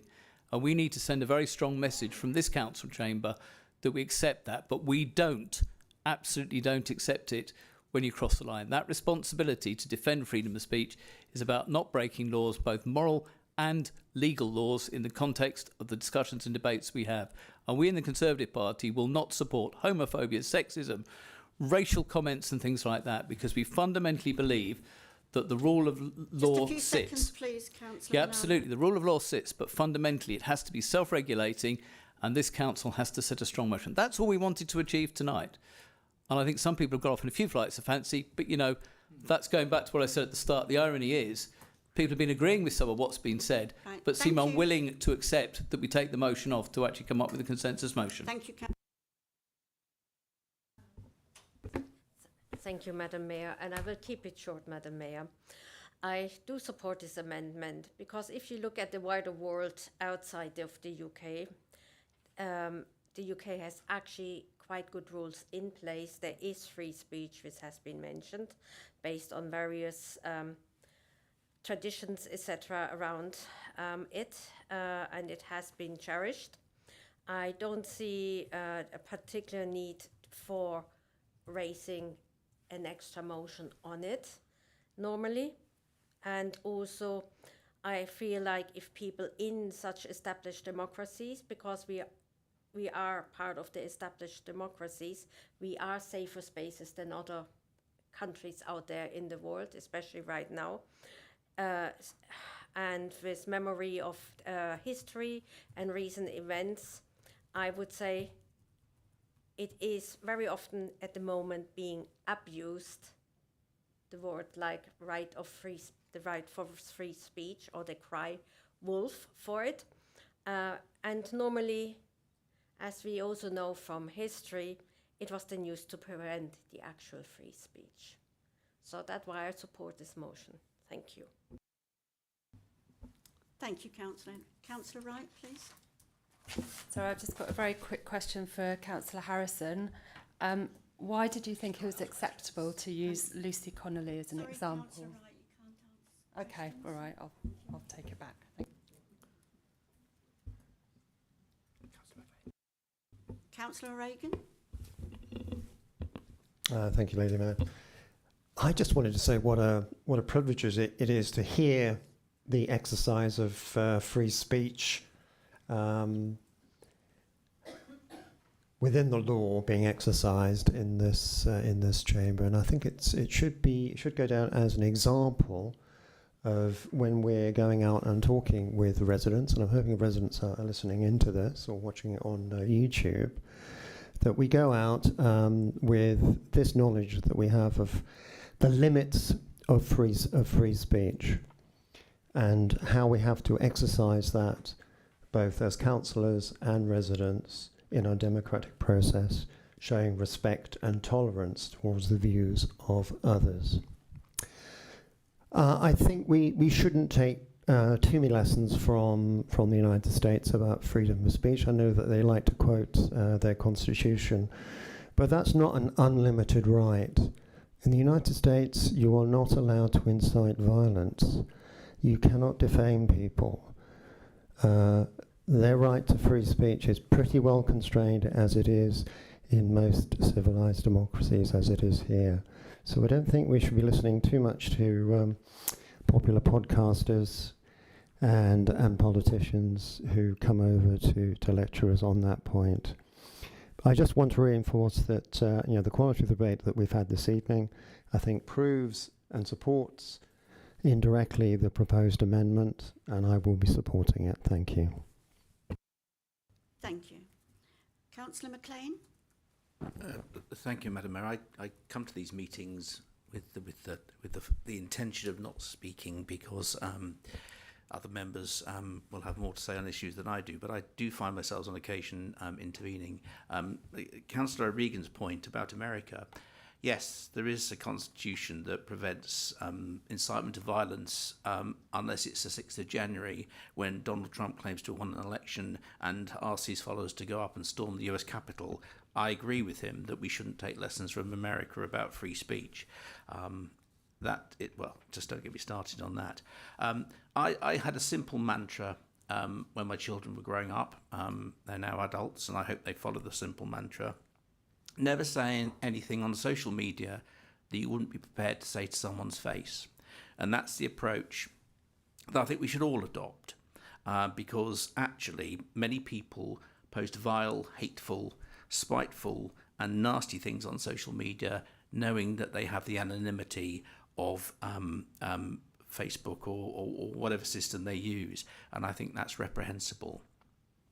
The key thing about this amendment is I think it misses the point. Whether you agree wholeheartedly with everything that Councillor Harrison has said in the original motion, that's what we debate. And I think actually residents say, well, council meetings are boring. Actually, if more members of the public had watched this council meeting, they'd realise that actually council meetings aren't necessarily boring. But the point is that I think the amendment fails to grasp the main thrust of what this motion is about. It's sending a message to our residents that legitimate, tolerant, respectful debate will be supported. Hateful, vile and intolerant attacks on people will not be supported.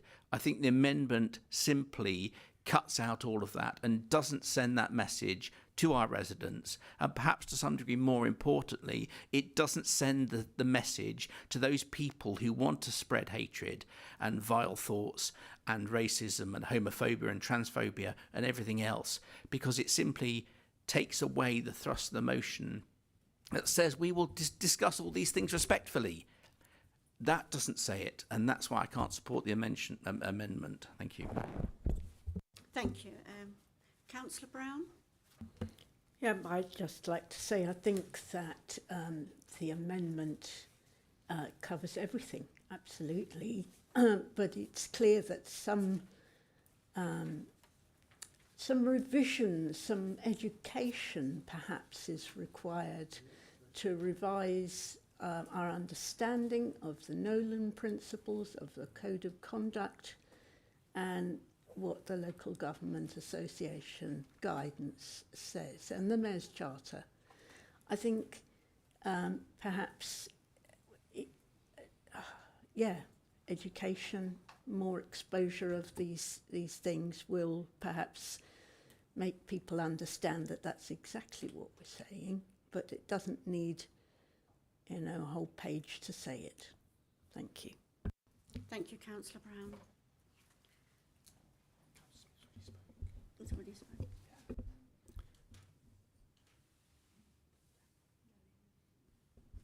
No one online. No. Madam Mayor, if I just be permitted to raise a point of order. Councillor Wright earlier attempted to ask a question and wasn't permitted. I'm not aware of any provision in the Constitution that would have prohibited that, and I think many members might be quite interested in hearing the response.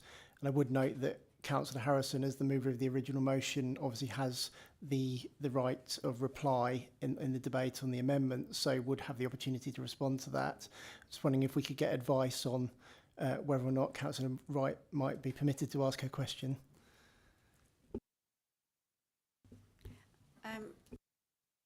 Solicitor would like to answer that. Thank you. Madam Mayor, can I just say that prior to Councillor Smith's intervention then, actually, and I think, it's a distance to the chamber, I think you might have missed the fact that Councillor Harrison had already indicated he wished to respond and had actually nodded his head after Councillor Wright answered the question. So I think that previous comment was at best disingenuous, because actually it should have been very clear that Councillor Harrison was going to exercise his right of reply in debate. Can I ask you to be fair to Councillor Clark? As Councillor Harrison was the mover of the original motion, you are right, he gets the right to reply. However, typically that would be the last comment before the vote, so we were saving Councillor Harrison to the end, but we would have come to Councillor Harrison. Right, can we just let the councillors Solicitor speak, please. Thank you, Madam Mayor. Yeah, just on the point raised by Councillor Smith, I take his point, but a point of order is what you've raised, and a point of order may only relate to an alleged breach of these council rules of procedure. I don't see that there was a breach that had arisen in the case of I feel Councillor that Wright. the member was prohibited from asking a question that she had every right within the provisions of the Constitution to ask, so that would be the breach, in my opinion. Yeah, so we were in debate, we weren't in question time, so it was more a point of there being a debate, and the debate is about contributing to the discussion and not actually asking questions. But a question could form part. I don't want to argue, but I feel a question could form part of the discussion. Okay, thank you. But Madam Mayor, Councillor Harrison had nodded his head, and I saw the acknowledgement that he was actually willing to answer that. And I think, therefore, this is a bit of a spurious point. It's wonderful for democracy, I know. We love debating our standing orders. But let's be clear, there was no intention that Councillor Harrison was not going to answer. Madam Mayor, I take the point that No, Councillor Barnard has made. Apologies. If that's the case, if Councillor Harrison is prepared to answer that, then I see no reason why he shouldn't. But that's on the basis of his consent. The point that I'm raising was that this was a debate, and so questions can't be asked in debate. That was the procedural point. But I appreciate, in terms of the natural flow of the meeting, if Councillor Harrison is prepared to answer that question. I didn't see he dissented, but if he has, then I'm more than happy for him to do so. Councillor Wright, would you like to ask that question? Yes, my question was, why was the example of Lucy Connolly used when there's a clear distinction between hate speech and free speech? And I was just quite surprised at that choice of a person as an example, and I just wanted to know the rationale behind it.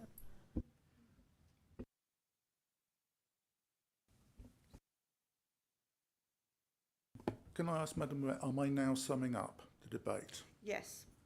Because it's unusual to ask questions in the middle, but there's certainly no prohibition against any member asking a rhetorical question during debate and hoping that it's answered. I didn't see you nod your So head, by I the am way. happy I'm happy that Councillor Wright's freedom of speech in asking that question should be honoured. So first, I'd like to apologise to Councillor Smith for my misunderstanding that he was moving an amendment. Your reference to an amendment led me to believe that was an amendment when he was actually leading in debate. That's fine. So, and I actually agree. Maybe sometimes it would be useful to be able to go into a bit more depth in our arguments, because I couldn't go into any of the legal stuff in this debate in any great detail. It would have taken too long in a very short speech. Now, I think there's been some misconceptions here. We've been tilting at windmills a bit, trying to pretend that what I was proposing in the original motion, which is now removed in this amendment, was that people should be allowed to make speeches that are illegal. Nothing of the point. It was lawful speech that I referred to. And the reason that I referred to Lucy Connolly was perhaps in reference to the way that America looks at freedom of speech. Absolutely right. There is no absolute right to say anything or to incite violence. But when that is judged, it is judged on the basis of what the intent was and whether or not there was any realistic prospect that that speech would lead to violence. It's not on the basis of an intemperate emotional outburst, which may have been quite disgusting, but I think in that case it was a very disproportionate response and sentencing. And I think Lucy Connolly was very badly advised in the way that she pled in that case. So I think we've been kind of gaslighted a bit to be told that there is absolute freedom, that there's a lot of freedom of speech in this country. There's certainly freedom of speech to, call for the extermination of the Jews from the river to the sea. That seems to be all right. But questioning whether or not certain groups are getting preferential treatment to others seems to be something that needs to be reported to the police. And that is something that also, in the case of the Sandhurst councillor, is quite sinister and chilling, that somebody attempting to ask questions that were possibly quite legitimate in terms of how arrangements are being made for that accommodation is threatened with arrest and is threatened with being reported as a councillor to standards. And that is not the only case that I've seen town and parish councillors being threatened for asking questions. There's more stuff to come out on that, but I will hold that back because I like to surprise you every so often. So I'm not minded to accept this amendment, but I'm not really that madly opposed to the wording of it. I see you've kept the word cornerstone, so that's cool. Thank you. Thank you. The amendment is set out on screen for a vote. The Democratic Services Officer will count the votes of the councillors in the room, so please make sure your hand is clearly raised. Only those in the room can vote. Please raise your hand if you support the amendment.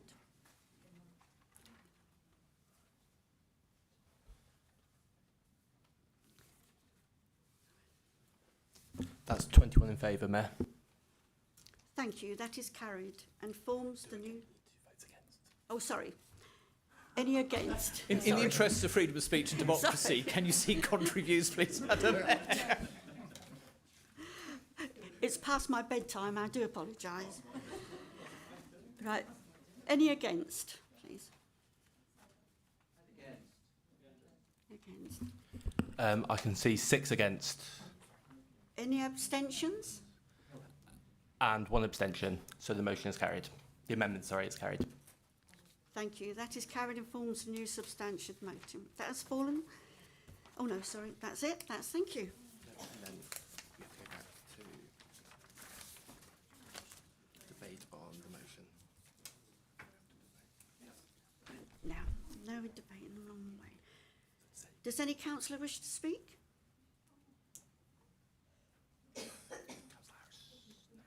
Oh, Councillor Harris. Not to redebate this, but I think there was a very useful suggestion made by Councillor Brown, and that is that we need to have a discussion among all councillors perhaps about the role of freedom of speech, the code of conduct and the Nolan principles, so that we understand how they all fit together and maybe together look at the ways in which freedom of speech might be being curtailed within the current framework. Thank you. Councillor Bernard? And at the risk of keeping you from your mug of cocoa and mine as Yes, well, exactly. but I think actually that there's a strong sentiment there. And actually, when we were looking to withdraw the motion, I think our view was very much that to trying to find ways of maybe better articulating some of this, and maybe an all-member session where we can discuss this is important, because being no doubt the role model, the role models that we set in this council chamber are important for our community. And if I want one message to come out tonight as a result of this debate is that we will not tolerate the spoken word or on social media. Exactly as Councillor McLean said, people who think they can hide behind social media and say something on there they wouldn't say face to face. And I think that's a really, really good message we can send out tonight from all. Think carefully before you write, because as Councillor Bailey said, it can often have hugely devastating, tragic and pretty horrible consequences if that's carried through.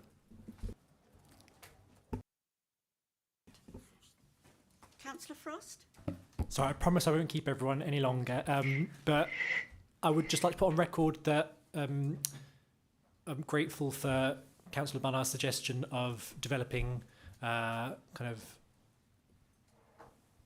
further steps together in light of what Councillors Brown and Harrison have also said in terms of needing to balance our rights and responsibilities, because I think a lot of people are very keen to, they're very quick to say, like, I've got the right to say this and do this, but we have to balance it with, but what does that mean? What are the consequences? So I'd like to extend, group leaders' whips, if there's any way that I can support that for future council meetings and bringing motions to the table, I would like to do so. Thank you.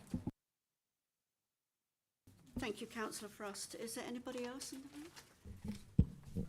Just to add, I would think that perhaps we could also look at ways in which we can encourage residents to ask questions of council that maybe don't know.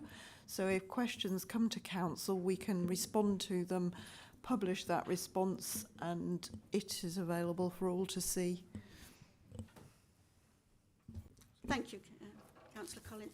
Councillor Penfold? That was partly Oh, that was was it? partly what I was going to say. However, when I was working in schools and when I've worked with youth justice, half of our problems come because people don't say things face to face, they say them on Facebook. Yeah. So I agree, educating people generally is a brilliant idea. How we do it is another question. Thank you. Thank you, Councillor Penfold. Any other? No? Is there anybody online, Deputy Mayor? No, Madam Mayor. No, thank you. Right.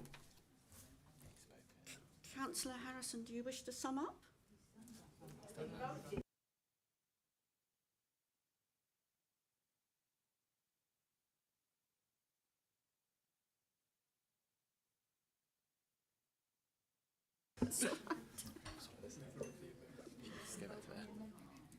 There, that's where I started, yeah. Right, the motion is set out on screen for a vote. The Democratic Services Officer will count the votes of councillors in the room, so please make sure your hand is clearly raised. Only those in the room can vote. Yep. Support the motion?